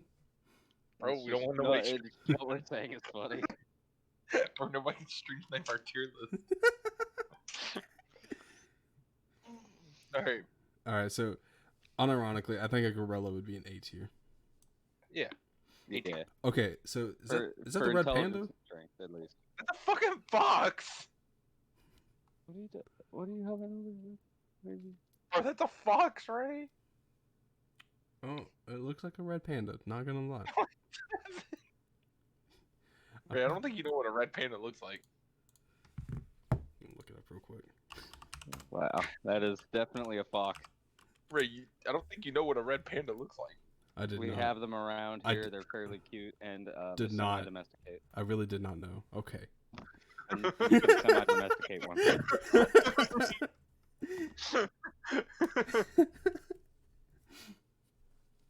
Like, I'll give you, like, colors. They're pretty close. You know? But But that thing is way I too would- skinny. foxes, I mean, they're pretty smart, but they're not too smart. Like for canines, they're kind of small, so they're good at stealth, and they generally come out at night, along with raccoons and all that. So they're natural predators. They're really only going to be large birds, and maybe coyotes. And people, you rarely just hunt foxes for food. So, More like you see a fox and you're like, yeah. It's a fox. well, nowadays, if the normal person sees a fox, they're like, take pictures. But like, I'm sure maybe 50 or 60 years, 50 or 70 years ago, whenever like foxes and trash pandas and like other small animals were legit pests and problems, like yeah, maybe you'd kill one. But like today, I don't think anyone would like have any malicious intent towards a fox unless you were a farmer and it was getting into your chicken. or what have you. Oh, let's fuck with my dog, my cat. I'm killing. Well, that's a whole Foxes, different. Foxes really don't fuck with your dogs. That Yeah, rarely fuck with your dog. I mean, if I have a little But dog. your cat maybe. Depending on the size of your cat. I don't know. I've had some cats that could probably put a fox on its ass. I mean, fair. All right, where are we putting the fox? I think it's a B tier animal. It's nocturnal. It's about a B. It's about a B tier animal since it has to come out at night for it to be safe. It's got stealth. That's about it. And forward, you know. Okay, so It's cute. Can we recognize the picture of the monkey like deep turning the banana? Bro, he's a legend. Okay. All right, so with the next one, with an ant, this may be a little controversial, but I think the ant is S tier because ants are. Okay, hold on. Why do we have two separate ants? That's my question. Where's the second one? Down the At next the one, bottom. Oh. That's a good question. We'll leave that one out. Okay. We'll just use ants in general. That's what I'm going to do. I'm going to just do ants in general. Because I don't know what species that is, obviously. I don't know either. Is that an ant or a... That's an ant. I thought that was a wasp for a second. No. I could see how you get that, but no, it's definitely an ant. Ants are... I think I kind ants... of put them... You think ants what? You put them where? I don't know. I mean, literally, their number one enemy is on the list too. There's an anteater. Can they be an S tier animal? Since they have a natural predator, I think they're gonna be like an A or B tier or maybe C tier because they're not very smart. They have great teamwork, but not really by choice, and they're easily defeated by even the smallest of creatures. Yeah, ants are pretty puny. I mean, they're resilient. They're resilient. That's the thing they are. I mean, I would put them at a high A tier because you also got to understand there aren't anteaters every single place there are ants. Obviously. I mean, obviously. Because that would be terrifying. You know how many anteaters there would be? Dude, anteaters are like weird as shit. Yeah, they really are. Okay, so that's like an A tier. dog size. Okay, so cows. They're like a C tier animal, dude. I think cows like are a a B. Even though they rely on humans for protection, and that should give them a really good score, I think that since they are literally a food that we use and we rarely keep them for pets, I think they'd be more like a C. See, I still think their evolution was kind of just controlled by humans. I mean, yeah. That's what they're saying for a lot of the animals on here too.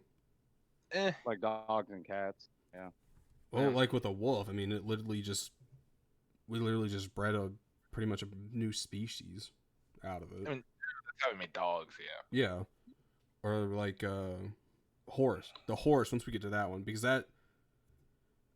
horses are obviously one of the best animals to have as a companion.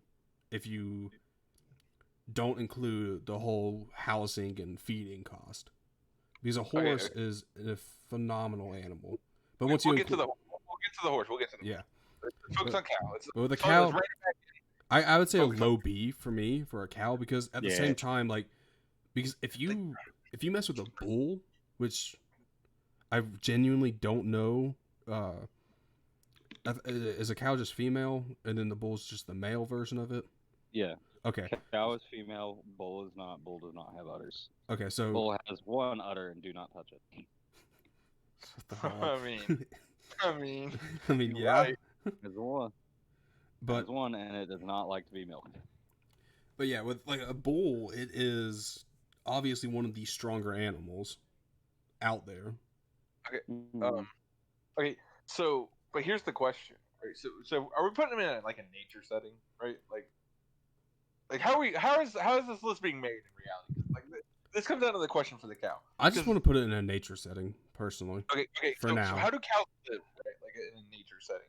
In wild, the best open areas. way you can compare that to is like you look at the American bison, and it's kind of similar like that, except instead of bison, it's just steer that are like cows. And they have like what, like a handful of bulls, right? Probably. Yeah, usually in a herd. There's always like a power system. Like there's an alpha. There's and then all of his friends, and then But the but instead of like territorial animals like some bears and stuff, like they don't like to hang around each other, but bulls they do. So if you get a group of bulls together, of course they're gonna fight with each other and work out who's the strongest. But once they do that, if you take a bull away, they kind of get a little angry because they become friends and they like hang out with each other. That was the question. I didn't know how. I don't know how cows work in nature. I didn't know if it was like a societal, like there's one bull who's in charge and then there's a couple of cows, right? And then maybe another bull or two. But if it was more something like there's one bull and a bunch of cows, there's not a lot of. That's a lot lower. That's a lot lower setting for me because you're relying on specifically like a bull, right? But if it's like a herd and they have a couple of bulls or they have a bunch of bulls, that's much more of a threat and like a protective structure. So I would rate cows. I would rate cows higher. Well, anything that has a social structure would be rated higher than anything else that doesn't have adequate protection for it. And herd animals, as long as their social structures are allow for like actual protection of the group and not just we're willing to lose someone, like gazelles. Yeah. They're willing to just let somebody. They're willing to just let somebody fall behind and die. Whereas animals like cow, like steer, elephants, and like water buffalo and bison, they protect each other, and they're more of we know we're a big, powerful force, and we can defeat foes together. Yeah, together we're strong, but individually we're weak. Yeah. See, that's why I was questioning it. Is it are bulls like, I'll fuck up small, maybe a couple of enemies, but if you have a pack of wolves or something, not wolves, but it's nice to have a whole herd. Yeah. If you have a pack of animals, are they all just gonna take off and leave whoever's the slowest behind? No, sometimes that happens. Obviously, sometimes that happens, but which one's the predominant strategy? That's my question. And cows. For natural steer and like water buffalo, it's either to run in a giant group away from whatever's in putting you in danger, or run them over in the giant group. Yeah, that's what I'm saying. So I think cows are a B tier. Yeah. Okay. After learning about cattle, hamsters, okay. gerbils. Yeah, I think it's just a hamster. I don't think it's anything. Well, we'll just say like hamsters, gerbils, that kind hamsters. of. I don't put them at. I mean, they're either F tier or S tier. I don't know. Really? I think hamsters are high, or like an easy B tier. They're small. They're foragers. They're not very much. They don't seek confrontation, and they don't. Because we're just talking survival, right? So I'm just kind of talking overall, but yeah, I guess it would mostly be survival. Mostly survival. So I'm definitely not talking like human interaction, which is why we need to move the cat and dog down a little bit again. We'll address cat and dog later. Yeah, we'll do that last. Yeah, that's probably gonna be the longest one. Yeah, hamsters are unironically kind of, sturdy and survival. They forage, they hide, they're small, so they can get into spaces that aren't. At the same time, they really don't have a natural defense. They don't They're not strong. They're not going to be really able to fight back against anything. They're fast and small. But they're burst fast. They're not sustained fast, which they're predators. But in all reality, compared to other predators, they're not fast at all because their legs are tiny. Yeah, no, they could be running to their. Yeah. And the thing about it, they relate a lot to rats and mice, and all rodents kind of rely on stealth and agility to get them, to keep them alive, and that's what hamsters in the wild would naturally do. Hamsters in the wild are just rats and chipmunks and different kinds of rodents. I'm not 100% sure what they would go back to if put in the wild. They'd probably die very horribly very quickly because their hamsters themselves are not meant for living out on their own. They're really meant for being in a cage. We bred them too just as much as we bred cats and Well, yeah, gerbils are a I mean, main dish in some parts of South America. There's still wild hamsters. So Well, they're not. yeah, obviously, Really? Yeah. but We like thought with hamsters was gerbils, one of those domesticated animals that we just forcibly Not- domesticate. well, not gerbils entirely. were one of the first ones the South Americans domesticated because that was a food source. They didn't use it as pets; it's a food source. Yeah. Because that was South America, or the Americas in general, didn't really have any animals to tame. Like, go try taming a bison. It's not going to work out for you. Like when you have not prehistoric, but when you have Stone Age tech or Iron Age tech or something like that, taming a bison's not going to work out in your favor. I about to say, yeah, there's still wild hamsters out in most of Europe and Asia. They're nocturnal. Okay. They got really good senses of smell, and touch, but they don't really have good eyesight. That's the biggest like. Oh, fuck! This list is missing something pretty big. Alligators.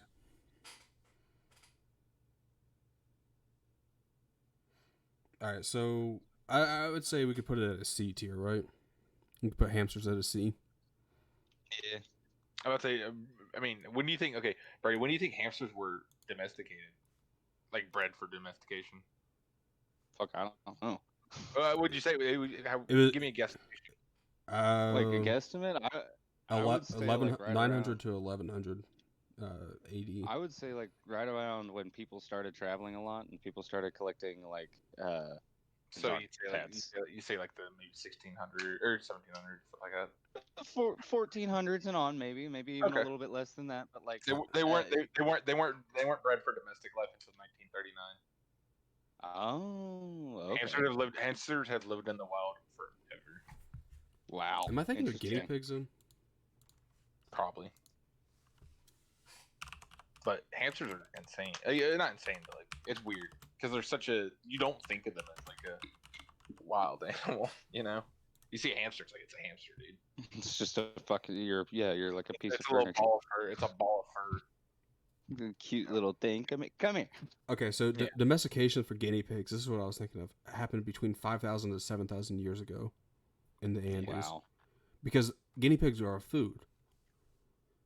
They're a food for South American tribes. I mean, still, even South America, I think, I could be wrong, obviously, I'm not from South America, but I think that guinea pigs are still a major like food there. source. It wouldn't surprise me. But So yeah, hamsters. I like hamsters. I'm going to put it at a C tier. Do you guys think I should put it higher or what? I think hamsters are easy C to D tier, but I don't think they blow them on that. I think they're going to be above the fox. I think the cow's above the fox, honestly. Not to mention hamsters they're omnivores. They can eat anything. Yeah. All right, so the next one, I think that gives them an advantage. I'm just going to go with bears overall. I think that's what we should do with all these species that are on here. Instead of being like, oh, that's a Just the Kodiak bear, because I don't know anything about a Kodiak bear. I'm going to be completely honest. That's fair, but we do have a slight problem with that, in which bears are very varied in their resilience. It's like black bears are more timid and they only get up to about 200 pounds. Honestly, a full-grown man could take a black bear. Yeah, a black bear a is going to be grizzly afraid bear. of you. Grizzly bear's going to laugh in your face and eat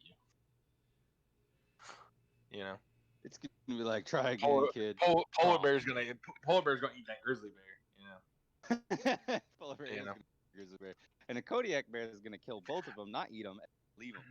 Yeah, and then that and then that panda's gonna sit there and go, huh? Yeah. That just happened. I'm not gonna fuck anything. But like, let's just say brown bears, like grizzly bears that are more aggressive, or Kodiak bears that are just fucking huge. Okay. Guys, I actually have to go. All right. All right, See you, man. Goodbye, Keelan. See ya. So I don't know, man. I'm not a big bear guy, so Me neither. From what I know about bears, because I know grizzly bears can also climb trees. So bears are pretty apex predators. I would put them at a high A, low S tier because of just their ability to. they're definitely above Just- ants.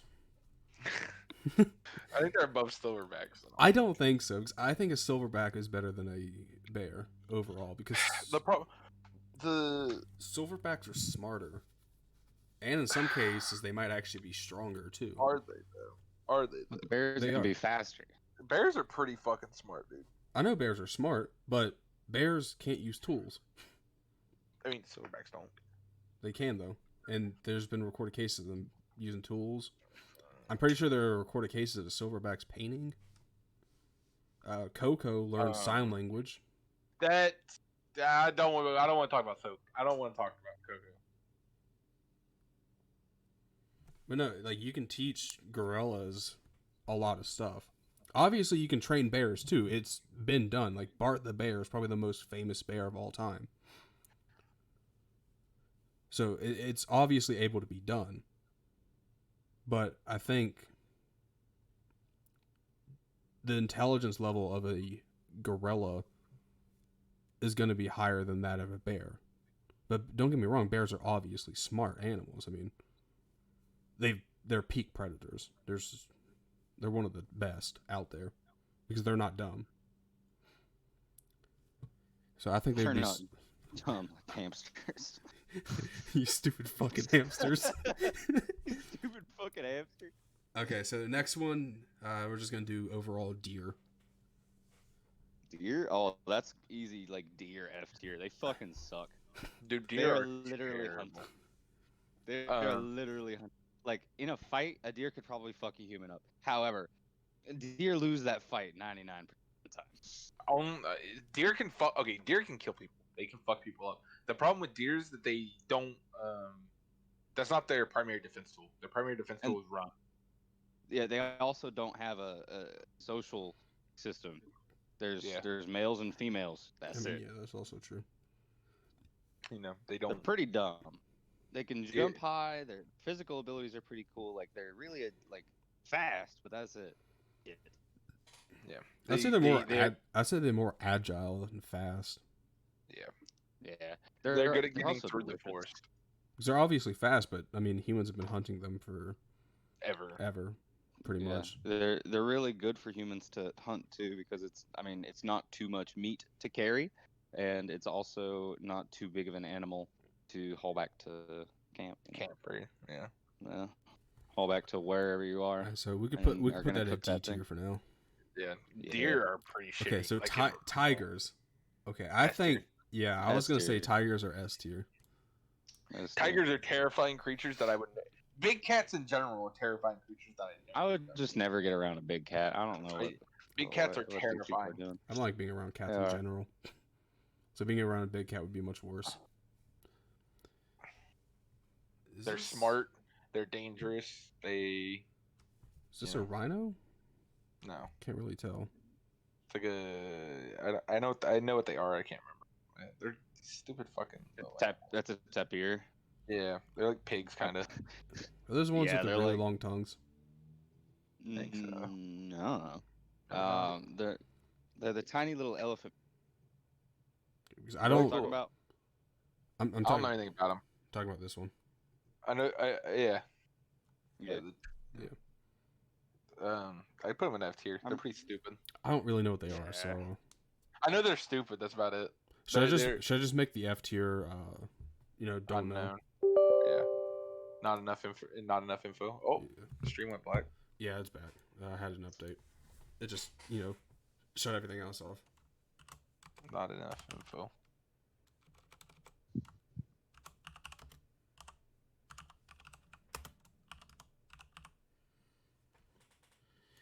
All right, so we'll put that in there. So, Honey put the tip in badgers. there.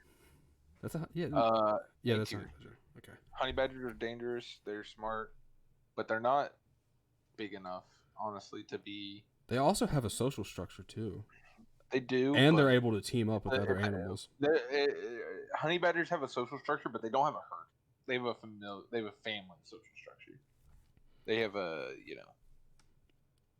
All right, couple of Birdie, people that what's do. your take on the honey badger? They're badass. They're a little overrated in the animal kingdom, in my opinion. I'm not a big proponent of giving them the benefit of the doubt when it comes to like viability as an animal. They're incredibly smart. I'll give them that. They have good agility, but they're not really. Uh, I wouldn't say they're S tier because I mean, even though that their hides are thick, and then they are resistant to a lot of like venomous shit, which is present in the natural world. I'd put them at a B or a low A. Honestly, Yeah, Okay, we Hey, put I'm it with at, Birdie. put I it at, mean, you could just smash one's head with a stick. That's Yeah. not that hard. I've seen it happen. Not in real life, but on. yeah. No, I get you. Bees. Okay, bees. S I tier. Pog. I genuinely think bees are a low S, high A tier, just for the social structure alone. They are very social creatures, and they do a very good job at it. Like overall, Without the the viruses and Uh, shit coming around that well, humans without are causing. the destruction of humanity, they would be much more prevalent than they Yeah, are today. they're a They really would good, have a really good animal overall. I would think so. I would say easy S. I, Wolves. unironically, Yes. bees are F tier animals. Bert, do you have any Oh yeah, my bad, Brody. anything to say about bees being S tier? No, not really. That's kind of right. I mean, without bees, the earth dies. So Yeah, Well, I mean, even besides that, like They're just like they're good they're creatures. very well, yeah, intelligent. that's all. That's the basis of it. Like they have rooted themselves into this natural world as a fundamental part of it so much that without them, everything else on this planet would proceed to die because Everything.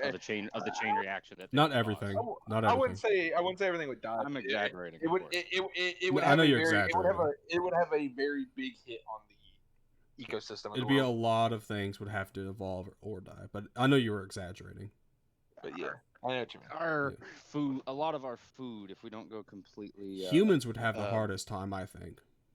yeah. I think humans would genuinely have the hardest time without bees, by far. Yeah.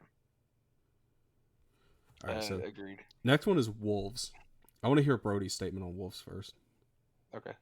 Really S tier. I think on all levels except physical, I am a wolf. Anyways. Oh no. Anyways, wolves are S because I mean they became dogs. First off, they have an extremely complicated social structure, and their brain is super smart. Like, They're smart. on the level of problem solving and on the level of like not using tools by any means, but learning the complex world thoughts, around like, them. yeah. Yeah, I mean, quite complex literally, thoughts is what they're good at. wolves can't actually use tools anyways. Like even if They don't have opposable thumbs. yeah, even if they were able to be smart enough to use tools, which I'm sure they can be in some point, they just If they had opposable thumbs, I want to probably. say this. Wolves are canines in general. Specifically, wolves are smart enough to use tools because they do. Right? Yeah. We've seen them. They can't pick things up and like smash rocks together, but we've True. seen them use. They'll use their mouths to grab shit to move it and stuff. well, to another thing get they it do is they to the- team up with other animals, like wolves and honey badgers. They can team up to like go hunt prairie dogs, as we see Yeah. later on here, which I think that's actually a meerkat. But The honey badger will go down there, scurry it out, and then the wolf will chase it. or the wolf will chase it in there, and the honey badger gets it. Yeah, So yeah, I would say a wolf would be an S tier. I think wolves are S tier animals. They're smart. They have a societal structure that allows for them to Thrive. Thrive. They protect each other, and they're willing to they fight smart. They don't fight stupid. Like a lot of they actually have tactics other than just waiting and striking. they fight smart. They don't fight dumb like a lot of animals where they just kind of deer, for example. If they have to fight, their fight tactic is I'm going to run into you, and Right. if that doesn't work, I don't know what else to do. Wolves are very much wait for an opportune moment. Yeah, looking Or for an corner- opening. Like that's what I mean by problem or solving. push you into a corner Right. so you Yeah, can't get problem away solving from and them. like planning ahead. Like a lot of animals, like even dogs nowadays and wolves, don't care about the future. Like they don't really like think ahead that much. But when they're when they're hunting and when they're like really in their state, they get they will push an animal like to a cliff or they will back an animal into a corner to get them to an area where they can't get away. yeah. So that in that sense, they plan ahead when in those situations they just don't plan ahead normally. And it's the difference, and it's our difference as humans where we plan ahead outside of life or death situation or hunting.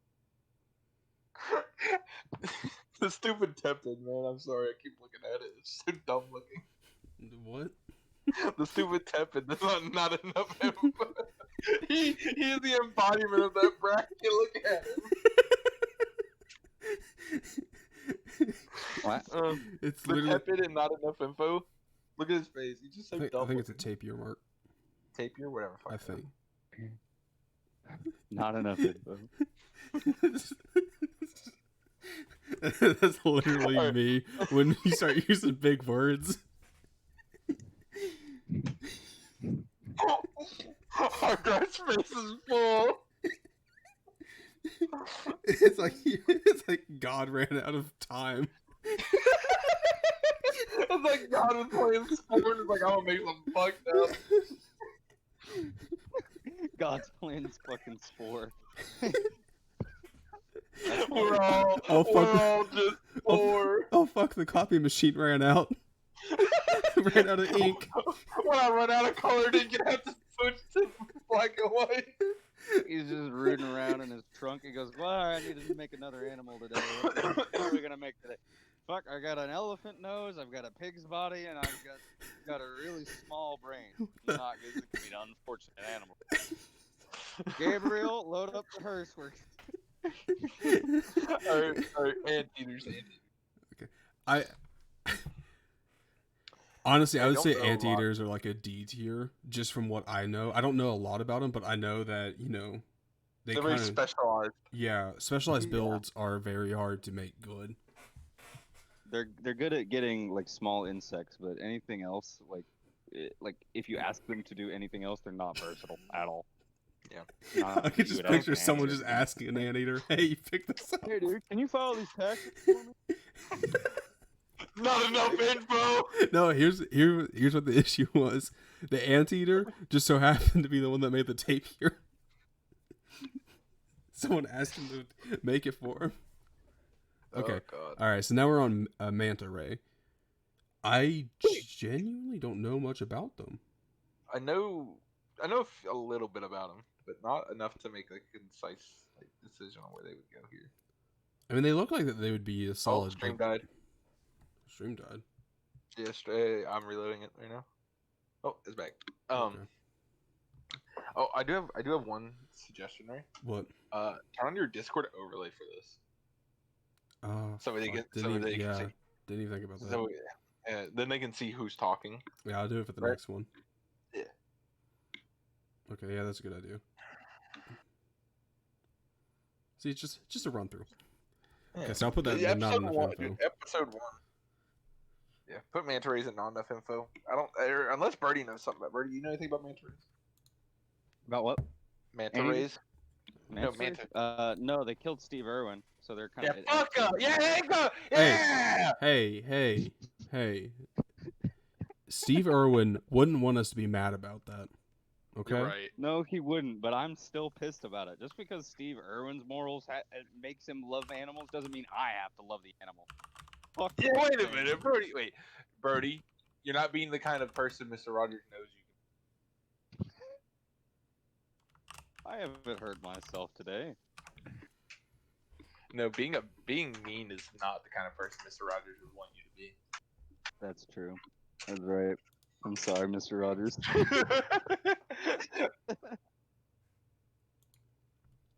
All right. So giraffes. Okay, so with giraffes, from what They're another specialized build, man. yeah, I genuinely would say. Go on. Have you Go ever ahead. seen Go ahead, giraffes Ray. fight? Go ahead, Ray. I have seen giraffes fight. They have a very strong kick. They are very strong animals. We've seen them like smack each other's like necks fight with their freaking heads. Yeah. Not biting. They just Yeah, they swing their just- head around and smack the shit out of the other one. I think honestly I think their fighting capability is the only reason I'd say they go in C tier over like D. It's because they can still defend themselves despite being they have very they have specialized access to they have access to like a food source that not a lot of other animals have though. Like I mean, that means that their survival rate is really high. Like even though that they're not a predator, they don't have that huge skills. They are just a big animal in general and hard to kill, just because of how big they are and how much damage they can do with just their weight. Yeah. Not to mention the amount of meat that's there. It's just a Yeah, huge but you animal also to have to deal with. you also have to take into the thought that Birdie, like their predators, like the predators that hunt them, are the reason that Also huge. they're apex, right? They are the reason you don't go there. They're all so huge. So yeah, Yeah. I mean, it kind of makes sense. I mean, if you're on the Africa server, and We're going full tier zoo now, boys.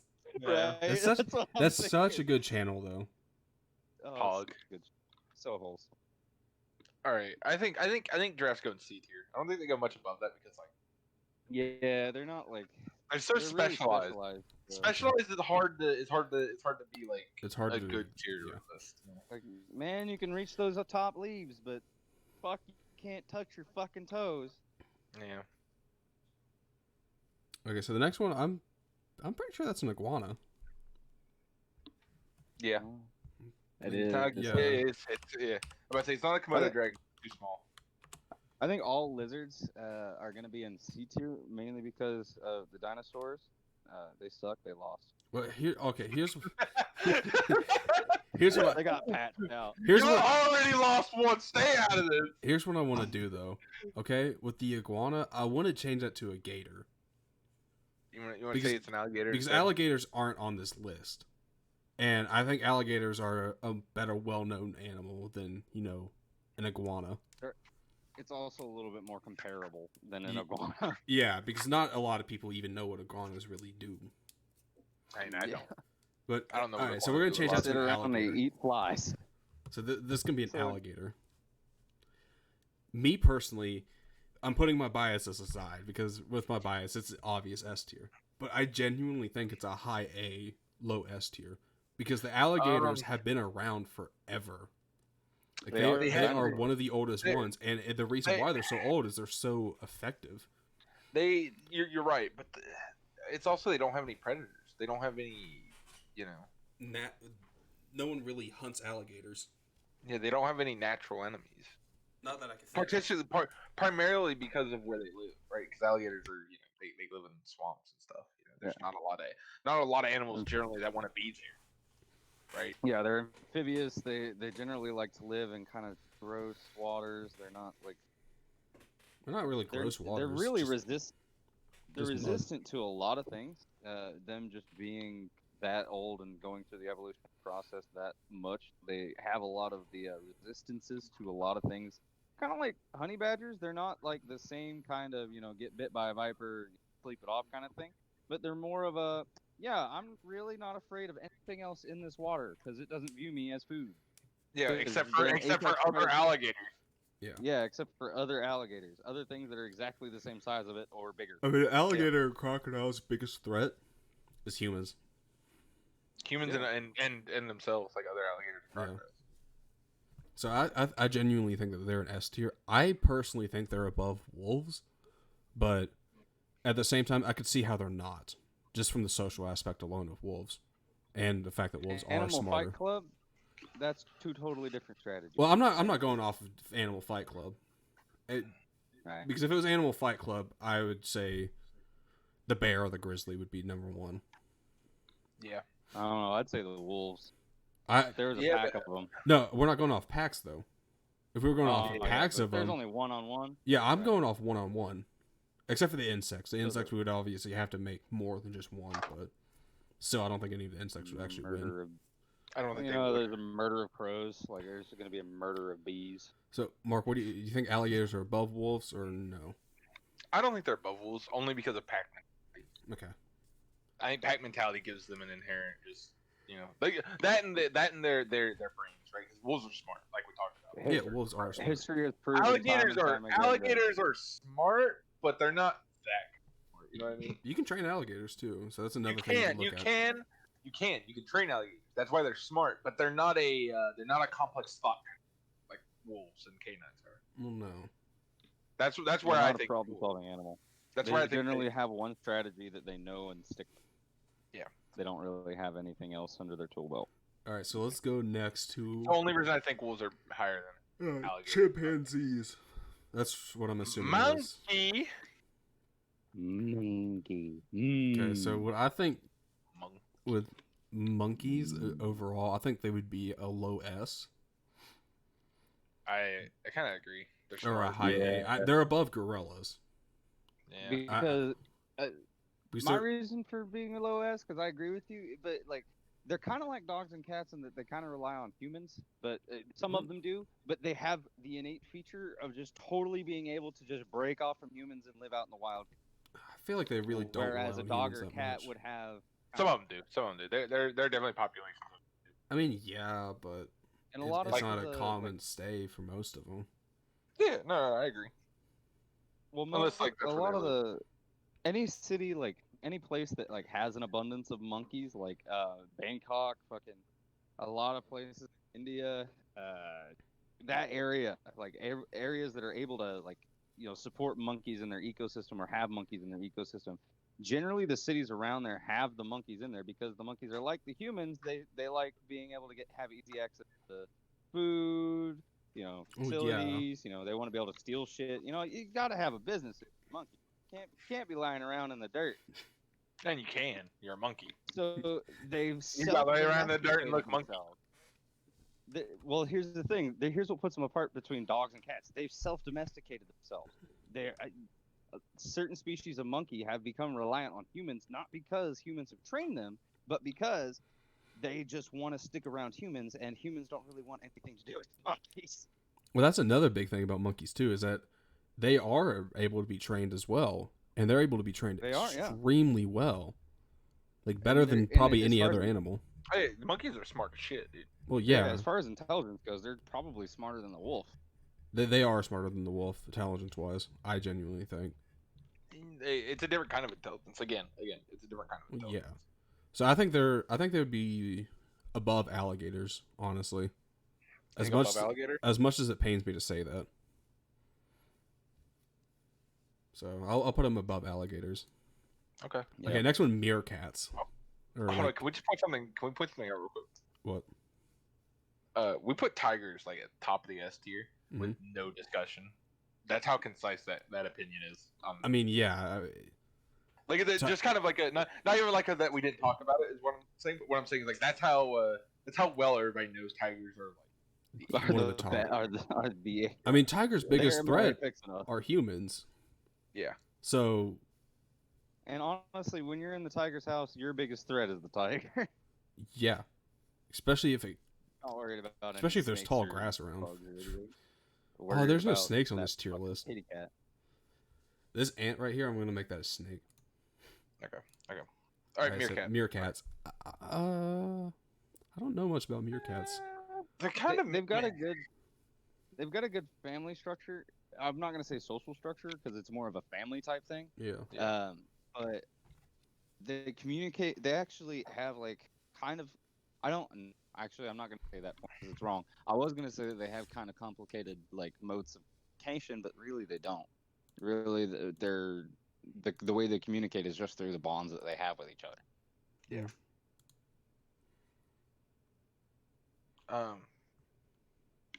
I want to say this though. I think if I had to put meerkats, I think they have a problem. They don't really like. They don't have a. Their survival is almost entirely based on, their rodents, and they have a way of they just mass produce. They don't really thrive. They kind of just survive. They have like they're territorial because they have a burrowing system, like that as a mode of defense, like to protect themselves from predators. And you got to think of their environment too. Their predators are going to be large birds, things like the size of coyotes. They're a really good like Happy Meal on the way to the Serengeti if I'm a coyote. Now, Oh, yeah. going underground is a great idea, but then again, if I'm a coyote, I can dig. If I'm a bird, I can't. So that, I mean, that depends on what you want to put that on. Is like, are they good for like protecting themselves underground, or are they in a just kind of dumb rodents like anything else that would hide? I think they're just dumb rodents. I think They're just dumb rodents. They're cute as hell, but that's it. I don't think they have any like intelligence. there's no. They have no. They don't have the Actually- intelligence to, or they don't have the intelligence or the physical capabilities to put them anywhere. I think, other than like a low B, high C. Yeah, the only thing they really have going for them is their social skills. Yeah, and even then, they're okay. Yeah, So what? Even So then, you they- think I what would it cast be? out my poor Timon. What you guys think? B. Oh, C low tier. B, C. low B, high C. All right. I'll put it just above giraffes. All right. So next one, whales. Specialized build, man. You know. They are, They but are. at the same time, They only feed on like specific, really small creatures. They don't really like feed on well, a depending on the wide whale, range, so that's What? not all whales feed off of like krill and Yeah. plankton and shit. I mean, yeah, we have like orcas and. I think Yeah. orcas are a shark. Are they? I thought they were a whale. No. orca is a whale. I heard to find that out now. It's, I mean, if we're talking whales just in general, other than if that like as opposed to that humpback whale, I'm gonna have to put I guess it would be a whale. Yeah, my bad. so we have like orcas, blue whales, These orcas are super duper smart. sperm whales. You know, like yeah, they're smart, but man, they're just so they're so specialized. A lot Or of them. I wouldn't say an orca specialized. Orcas are journalists. Yeah, you're right. Orcas are journalists, but that's because Nope. they're predators, right? They're not. I mean, yeah. yeah. I mean, They don't technically, find a their sperm food, whale they is look- also a predator. kind of. It's eating krill, and krill are animals. Yeah, but You don't really think of it do. as a predator at the same time. yeah, because it's not a hunt down and find my food. It's I eat my food or I swim through the ocean. So what do you think of C? Yeah. Yeah. Yeah, more of a C tier. I'd say- for I'd say- whales. I think I'd above say- I'd- giraffe. Do you want to They're put it highly above effective or in their below? environment. I think it's above giraffe for sure. Just Above because, giraffe. also, there isn't really anything that can compete with them in the water. I mean, besides giant squid and Yeah, and humans. sharks, and there isn't too much that can compete with them because they're also extremely strong. Like Big as fuck. the extremely blue strong. whale is the largest animal that has ever been on Earth that they have found. It is the largest. Well, the largest animal living today, probably. No, it is the largest of all time. That can't be true because we found megalodons. Megalodons, are about the smaller. size of your house, my house, and Mark's house combined. No, here, I'm gonna pull it up for you. Okay.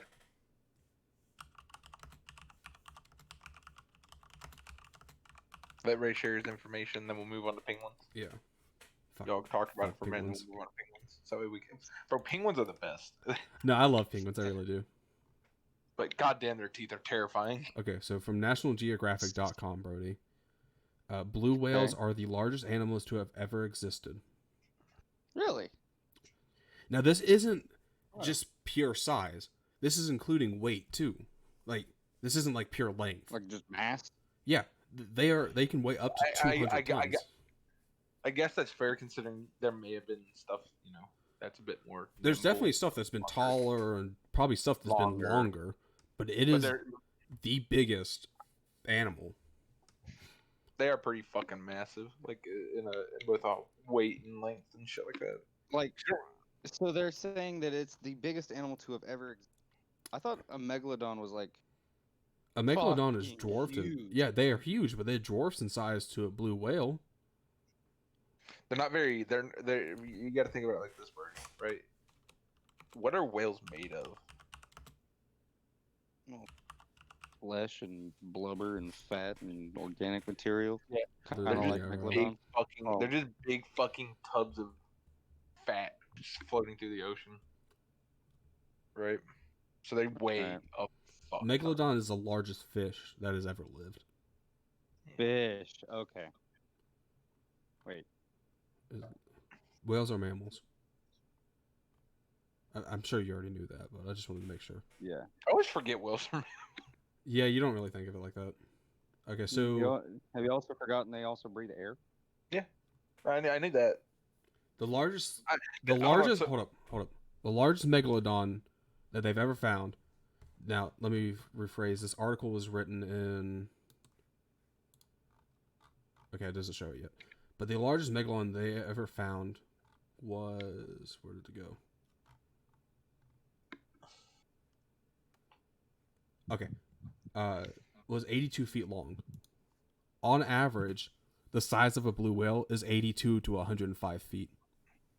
Holy shit! I thought megalodons were huge. They are huge. No, they are huge. You They're are not 82 wrong. feet tall. They are very But- big.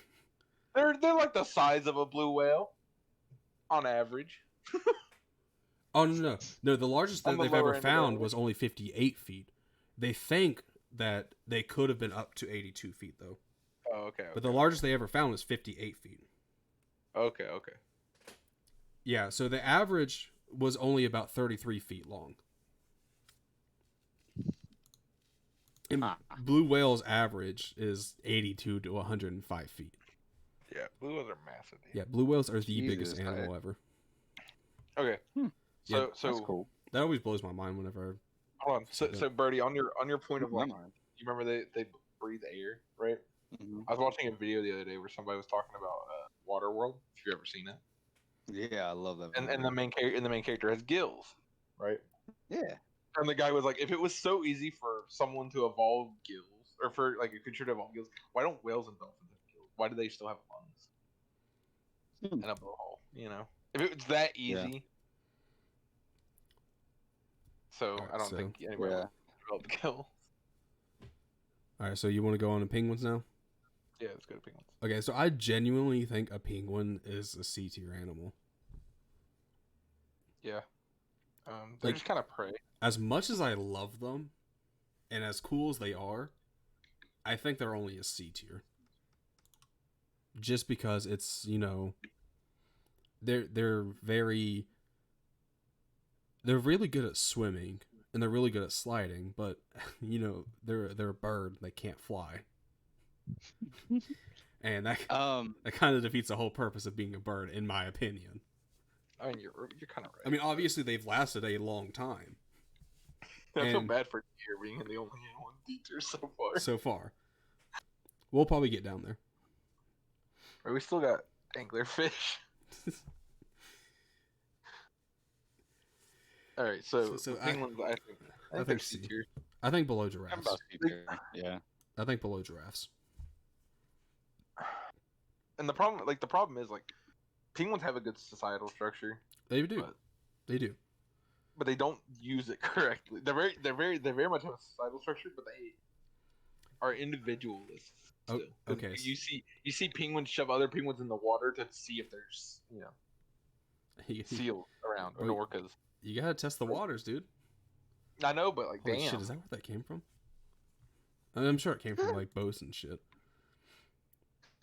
Anyways, Okay. horses. So horses, I genuinely think are an S tier above wolves. I don't think above wolves. I think they're above wolves. I don't think they're above wolves. Orcas. Yo, I don't. I Keelan. think they're hold on on. the. If they're on the. All right, so Keelan just sent me a message real quick. Yeah. He said that penguins are an S tier.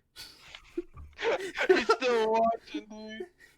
So I'm gonna have to disagree with Keelan on that one. But Brody, go Keelan, on with what sorry. you were saying. Penguins are not S tier, Keelan. And here's why. Penguins are not that smart. Penguins have a lot of natural predators, and penguins cute and fuzzy. That's Brody, why they're not at.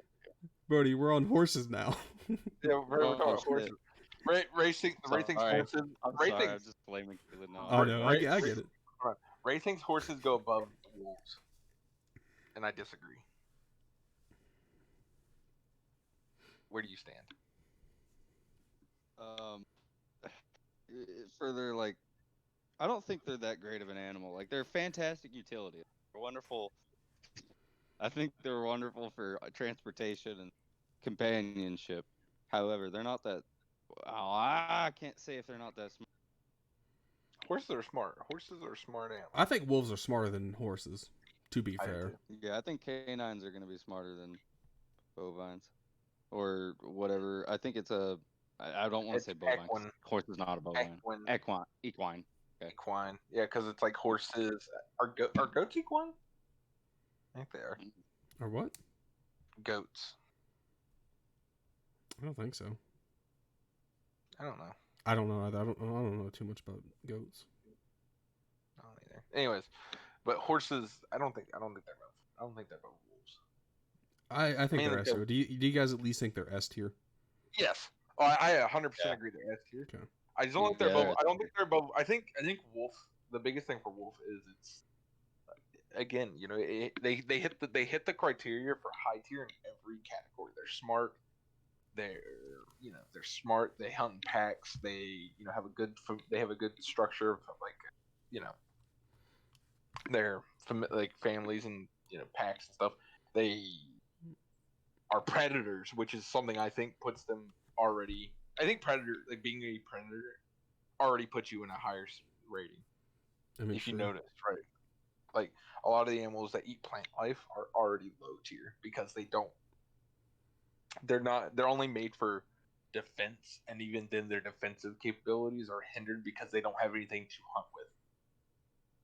Whereas they're like predators, their hunting tools can be used for defense, right? So bears and shit, they can claw shit to death, they can maul shit to death. Wolves can still bite and claw, and are effective at it. Yeah. So even when they have to defend them, or even when they're not hunting, if they're the ones being hunted, they can defend themselves with something. Their only strategy isn't run away. Yeah. Well, also, to be fair, horses, they don't run away that often. They can fight, and their kicks kill. Horses, no, horses are strong. Like, Yeah. That's why I think they're S tier, honestly. Yeah. Outside of like their obvious like other traits, is because they're not afraid to fight is what I think puts them in S tier. Brody, They bite. They bite. They kick. They They do trample, like they trample. Like it's not like if you fight a horse, you're fighting a bear. But if you're fighting a horse, you're fighting a 1,000-pound animal that knows how to use its weight, and that's scary.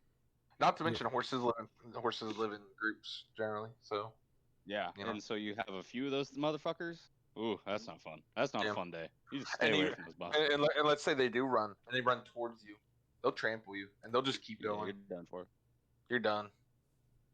As anything smaller than a horse, or even like on par with a horse's size, like relatively, you're scared when it comes right at you.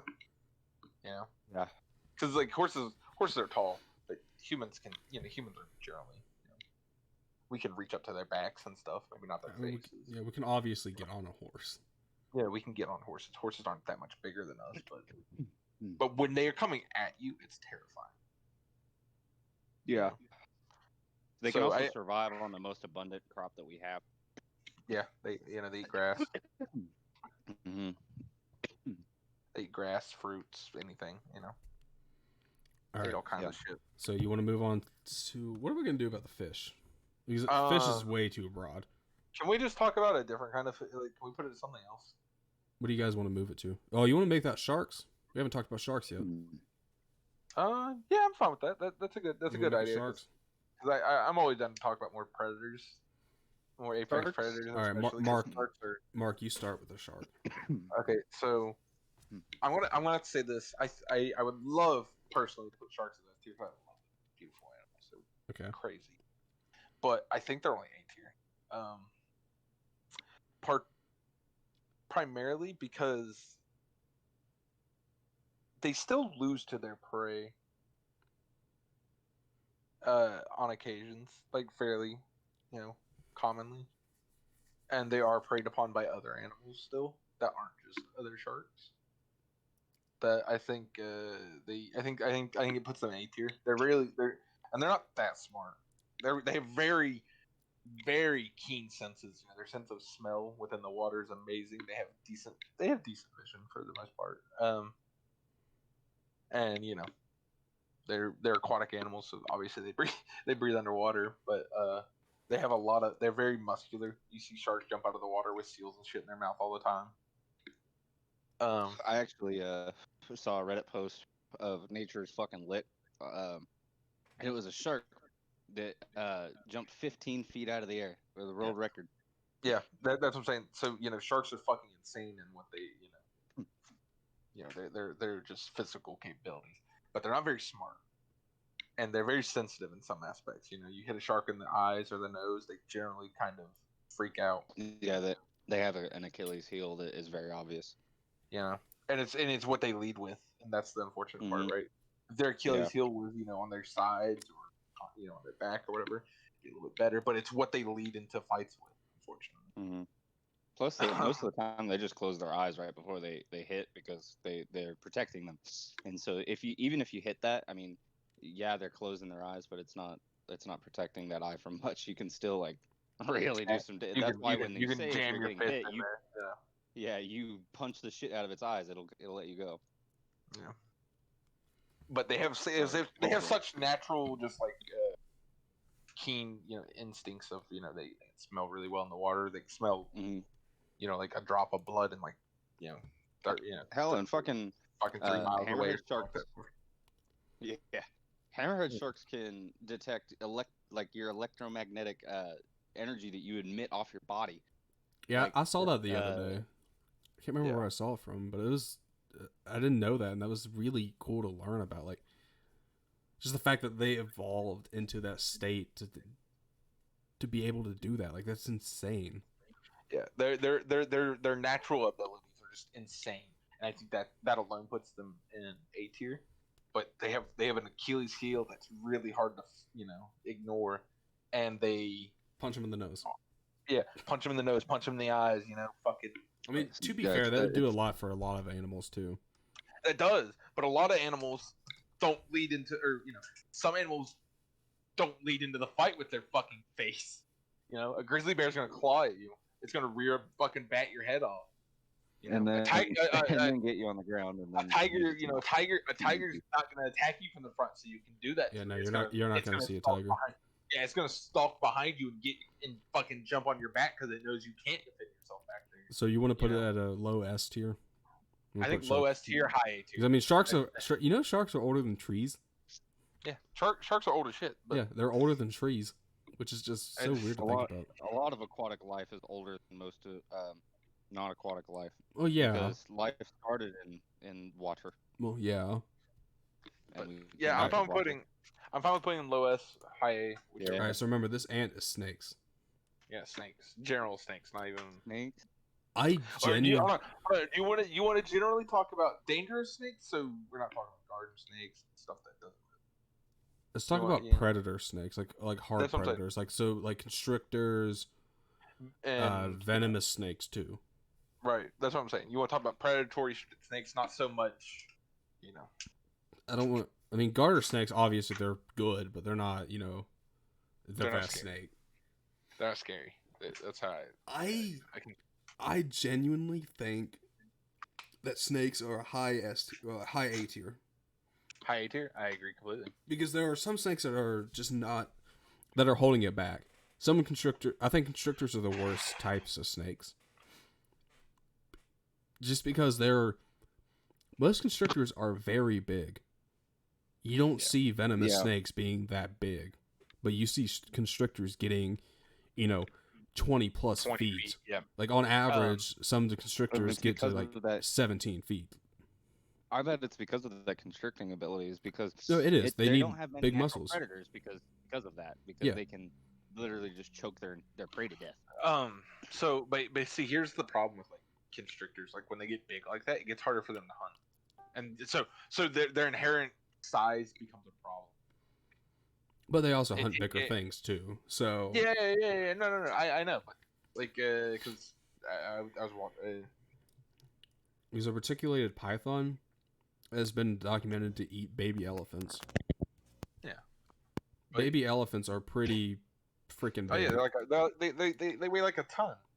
A baby elephant. It's insane. So They're fucking big as shit. I think they'd be a high S tier. I think they would be above ants, but below bears. Just because constrictors are what's holding it back. If it was just pure venomous snakes, they'd be S tier for sure. S tier, but I think I honestly think maybe below horses, just because they're not very smart. I think they'd be above horses because they just destroy horses. Venomous snakes. I mean, it doesn't matter. Well, they are very smart.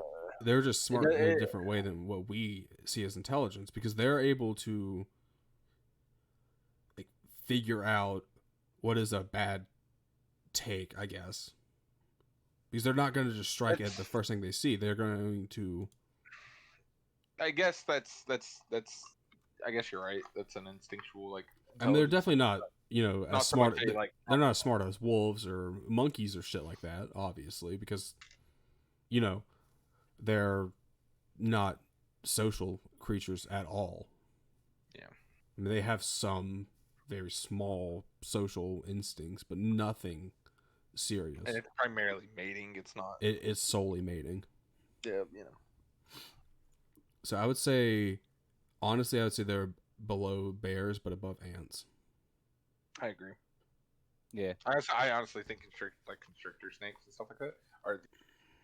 So what do we want to replace? They are the low tier. They are the low tier of snakes. Yeah. What do we want to replace anglerfish with? What big animal haven't we really talked about? I don't want to talk about it. Okay, I hate to put the anglerfish in it, but we haven't talked about any like predatory birds. Okay. We haven't talked about predatory birds, huh? We haven't talked about birds. Yeah. I hate to put the anglerfish in it because it's an aquatic animal. It's like quite literally the antithesis of it. But yeah, but we gotta. But we need to. We need to because I later on I'll make eagles and stuff. I'll make an actual tier list like later on for another episode if we do this again. Okay. And then also, we'll do actual animals. All right, we'll talk about that later. We'll talk about it after this episode ends because we're 2 hours and 36 minutes in. Yeah. And I say at 3 hour mark we should just cut it. Well, not cut it, but we should wrap it up. Yeah, I mean, okay. So let's get back on topic. For an anglerfish, you want to just make it like eagles in general? You want to do eagles? Predatory birds like eagles, hawks. Okay. And to some extent vultures, just to add that scavenger trait in there. Okay. Yeah, I think that is an inherent advantage. Okay, in that case, I would say it's a high A tier above. I would say it's above gorillas. Honestly, I'd say it's top A. I would say top A. Mm-hmm. I don't think bottom S. Unfortunately, I don't think it's bottom S just because they rely a lot on other aspects of their environment more so than some of the other animals. Like you can throw a bear in pretty much any environment, excluding a couple you can't throw a bear in the tropical rainforest, obviously. Right. But you can throw a bear in any forest in North America. Or you can even throw bears on ice. You can't do that for a lot of these other animals. You can't just throw an alligator on ice. The alligator's going to die in a heartbeat. Yeah. But like a bear is you can throw a bear pretty much anywhere above the equator. Yeah, very versatile. As long as they're not fucking, burning to death, they're fine. I mean, same with a gorilla too. Gorillas and monkeys, you can throw them anywhere. Except for it isn't too cold. Yeah. And even sometimes in the cold spots, you can have specialized monkeys. Yeah, you can have monkeys and stuff, but I'm talking like you can't put. Yeah, but no, with eagles, I would say it'd be like just predatory birds in general. So I'm just going to talk mostly about eagles and falcons for myself. Right. So obviously falcons, the peregrine falcon, I think it's called peregrine. I can't remember the exact name, but that is the fastest falcon. That's the fastest animal in the world. Because it reaches, 120 miles per hour or some shit like that. And when it's diving. Yeah. That's just impressive by itself. And that's very useful, obviously, because that's going super fast. It's going to be hard to dodge that by the time you realize it's coming straight at you. And a lot of animals, also don't have eyes on the top of their head. Like, that's not a very common trait. Yeah, they're not very animal, or they're not looking up a lot. They're looking. No, they're going to be looking Around. forward and They're looking around. around and forward. They don't look up above for predators that pounce down. And another big thing about like eagles and falcons and shit, they'll eat fish too. Like, they can dive straight into the water, come back out. So, oh my god! All right, I got something to say about this, so don't get off this until. All right, Barty. What are your takes? Well, what's your take on it? So, like when we're talking about like eagles and like large raptors and things, when I say raptors, I mean eagles and hawks, yeah, I know what you mean. Large predatory birds. They have that innate quality of them that they don't, when they're faced with natural predators, aka bigger birds or other birds or humans, they have no defense, or their defense is getting where humans can't live. Yeah. Or in the case of hell, there are hawks in New York City that were there before New York City was there, but they adapted to live in a human environment. Okay. And they live on like really tall skyscrapers, and they used to live on really tall trees where humans and bears and other things that would normally be their predators, if they were beyond the ground, can't really get to them. Yeah. Can't really get to them. And the way they get their prey is basically just an ambush, Snatch and grab. Snatch and grab. Yeah. You grab it. Like that. A literal doesn't hit give and you, run.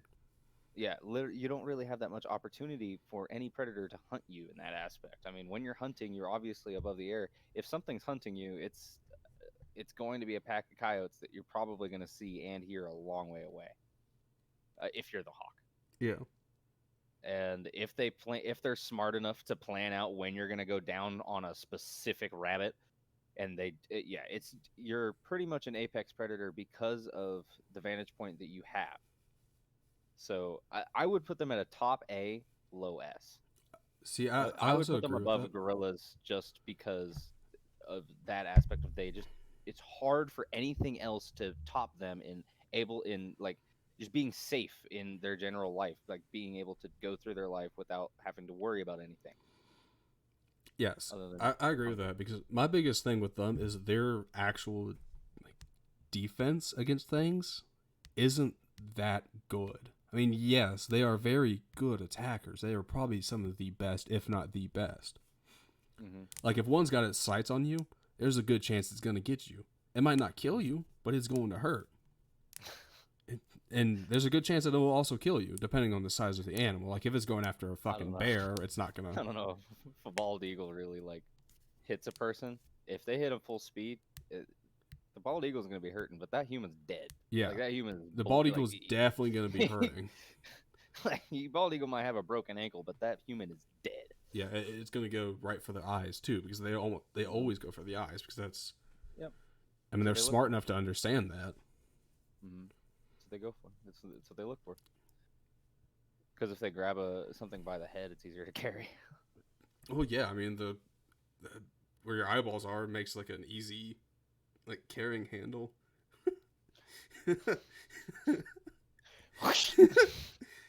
I mean, it's got the crater in there. Going to hell. It's fine. It's fine. Don't worry. Okay, don't worry. All right, now we gotta wait on Mark to get back for his thing on eagles.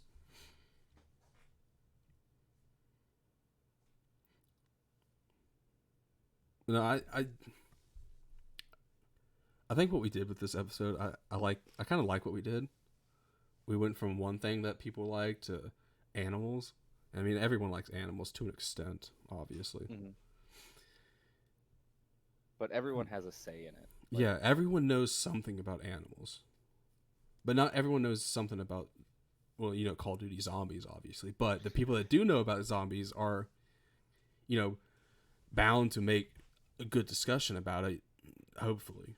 But most people will. I mean, and then with animals, everyone knows something about some animal, some type of animal. Obviously, not everyone's an expert like us. We're not all experts on animals. We're probably nowhere close to that, save for a few very select animals. I barely paid attention in biology. I barely pay attention now, but I still appreciate it. Yeah. I mean, that's also another big thing is biology, at least in high school, is mostly about human biology.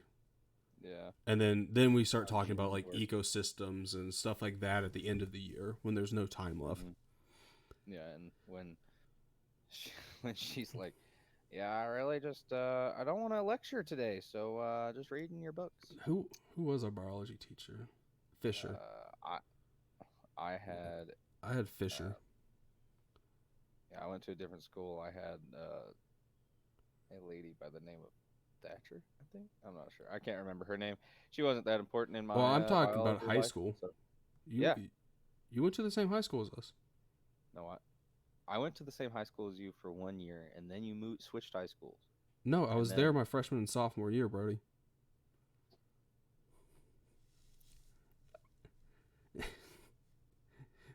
I only went Oh to yeah, I only went to Huntington High for my junior senior year. oh Yeah, I was at that other high school for my freshman and sophomore year okay. because I left because of the band director. But that's a story for a whole nother time. Oh god. Then That's there's a lot of stories around that too. yeah, that's a story for another time. Maybe another episode. It could be just me and you talking about that. Or I don't know. We should definitely Ooh. get Tyler on here too for it. I saw him the other day. I saw him at the I park. I see him all the. I saw him at the park too. I see him all the fucking time. I've seen him once at the park, and I just went straight into like a borderline panic attack. He's not a good person. I'm never gonna drop his name, but he's not a good person. I just And then the secondary director, he wasn't a good person either. I don't think he wasn't a good person to me, I should say. there is a lot of fuckery at that school and in that community. I do not like that community. I do not associate myself with that community anymore, and I No. don't want to be a part of it because it's just everyone is out for their own gain. And They ruined that whole playing the rat experience. race. So Now, the time that I had that wasn't directly involved with said directors was amazing. The time I had in the pit was phenomenal. The time I had messing around with the low brass was overall really good. Some of the guys in the low brass were All right, I'm back. kind of iffy. All right, so So on the birds then, yeah. right? Where'd y'all put them? Or you not put them? We haven't put them yet. We were waiting on you. Okay, so my thing I want to say is like, birds are kind of predatory birds are kind of dickheads, in which they will eat anything. You know, they eat fish. They eat any creatures on the ground. They'll eat other birds. Birds generally don't care about what they eat, and I think that kind of is a. Yeah, a generalist build is almost always going to be superior to a specialist as well. I mean, they'll eat other birds and shit, and I think that's a big buff. Yeah, I mean, generalist builds are almost always superior. Being a cannibal is a buff in this aspect. So, is that all? There was other stuff, but I don't remember what else I wanted to say. Well, we were talking about how like they have such a good attack and how they're very, very good at just dropping in, getting their prey, and then going out. Yeah, and But- it's really hard for predators to get them because of that strategy. But if they get the chance, the bird's not going to really stand too much of a chance. I mean, most animals are going to be able to crush it easily yeah. if they're they small. they can catch it. That's the bigger thing too. If they can catch it, which is Yeah, obviously but- going to be very, very hard. I agree. All right, so Like, Brody and I decided on high A tier above gorillas.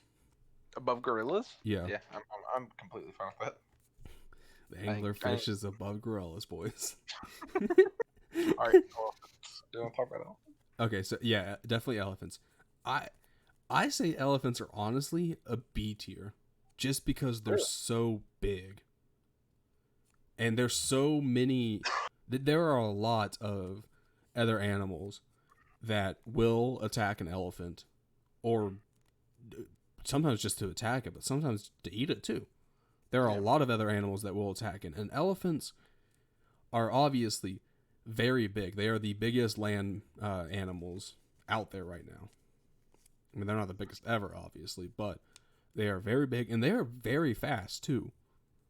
And they have their herd mentality's They good. can get fast. They're not fast to start. They're not accelerators. They're speed. They're top speed. That's what they're. And they're very strong. They are obviously very strong, and you're able to train them to some extent. They're more like a horse when it comes to training. I mean, I not the exact way you train them. Obviously, I don't know anything about training an elephant because I've never been around an elephant to train. Obviously, I mean that's not something you see in this area. Right. God, I hope not. God, I hope yes. I am not prepared for elephants in this area. But that's why I think that they would be a B tier. I think they would be below cows and bulls just for the sole fact that there's a lot more that wants to hurt elephants. Because they are not the top of their area.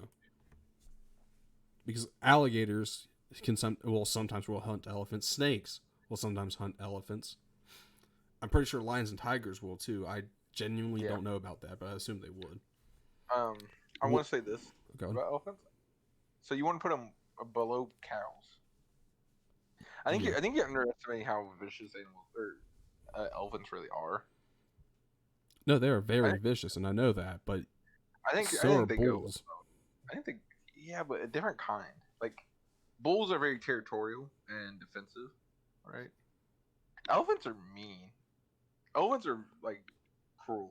They will pick fights, and I think that kind of aggression gives them an advantage, right? See, I think that would give them a disadvantage because they're going to pick fights with a lot of stuff, right? No, they will generally only pick fights that they can win or think they can. Because I know that they'll pick fights with alligators and shit like that, and I mean there'll obviously be an alligator when it's running away because alligators and crocodiles aren't that fast on land. Not even that. Just all the elephant has to do is pick up its foot and smash the fucking thing's head. They're that big. I mean that's true, but all an alligator's got to do is just clamp down on the foot. That's one less foot it can use, probably for life. Because I mean, alligators and crocodiles have the strongest bite force of any animal. I mean, you're right, but literally can crush bricks. I think they go above cows. Okay, I think high is fine. I could put them above cows. I think Brody, what's your say on this? I'd put them above cows. I'd put them at the top of B tier just because they have one trait. They're huge, and they're kind of smart. Well, they're very smart, honestly. Because I mean, elephants are able to paint. Kingdom, they have a. I know painting's not a sign of intelligence. They have a big brain. I got the big brain. So. So you think above hamsters?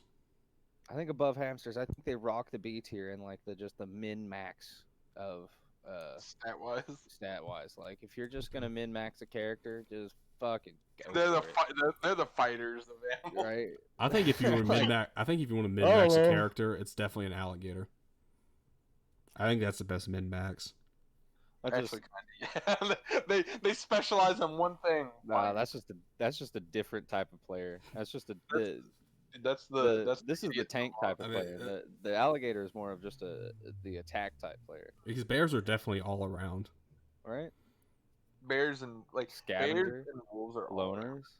Because they can tank some damage and they can deal a lot. So a spirit animal is a loner. I want to say this. Birdie, how do you think about this? Bears and wolves are the journalists. They're the all-arounders, but the only difference is bears are tank and wolves are dodge. Yeah. Bears are armor builds, right? Bees are dodge. Bees are dodge, dude. Bees are rogue dodge. Rogue dodge crit build.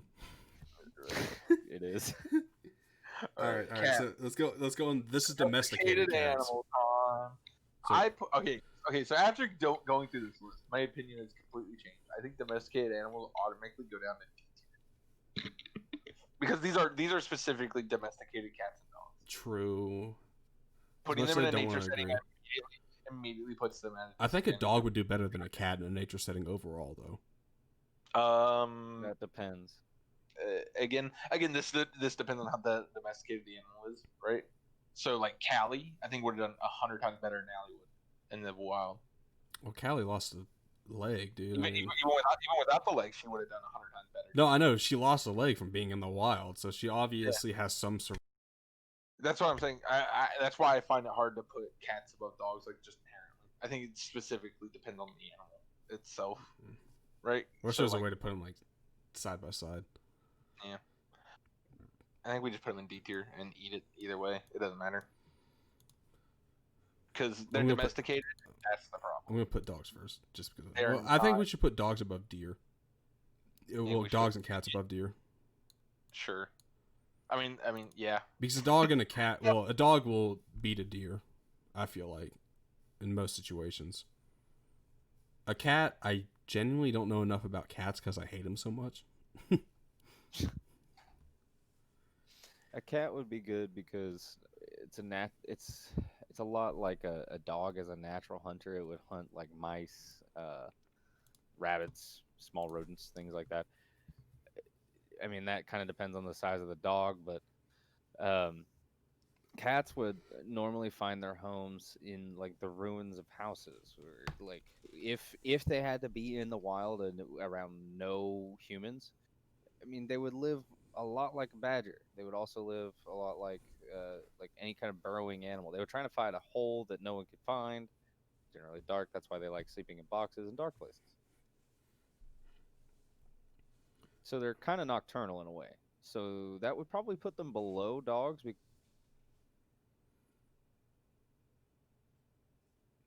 You there?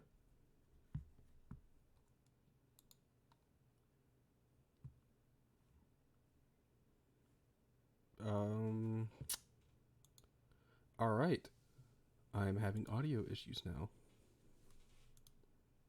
I guess this might be the best time to end it. All right, well, thank you for watching. We don't have a upload schedule yet. We'll try to do it once every week.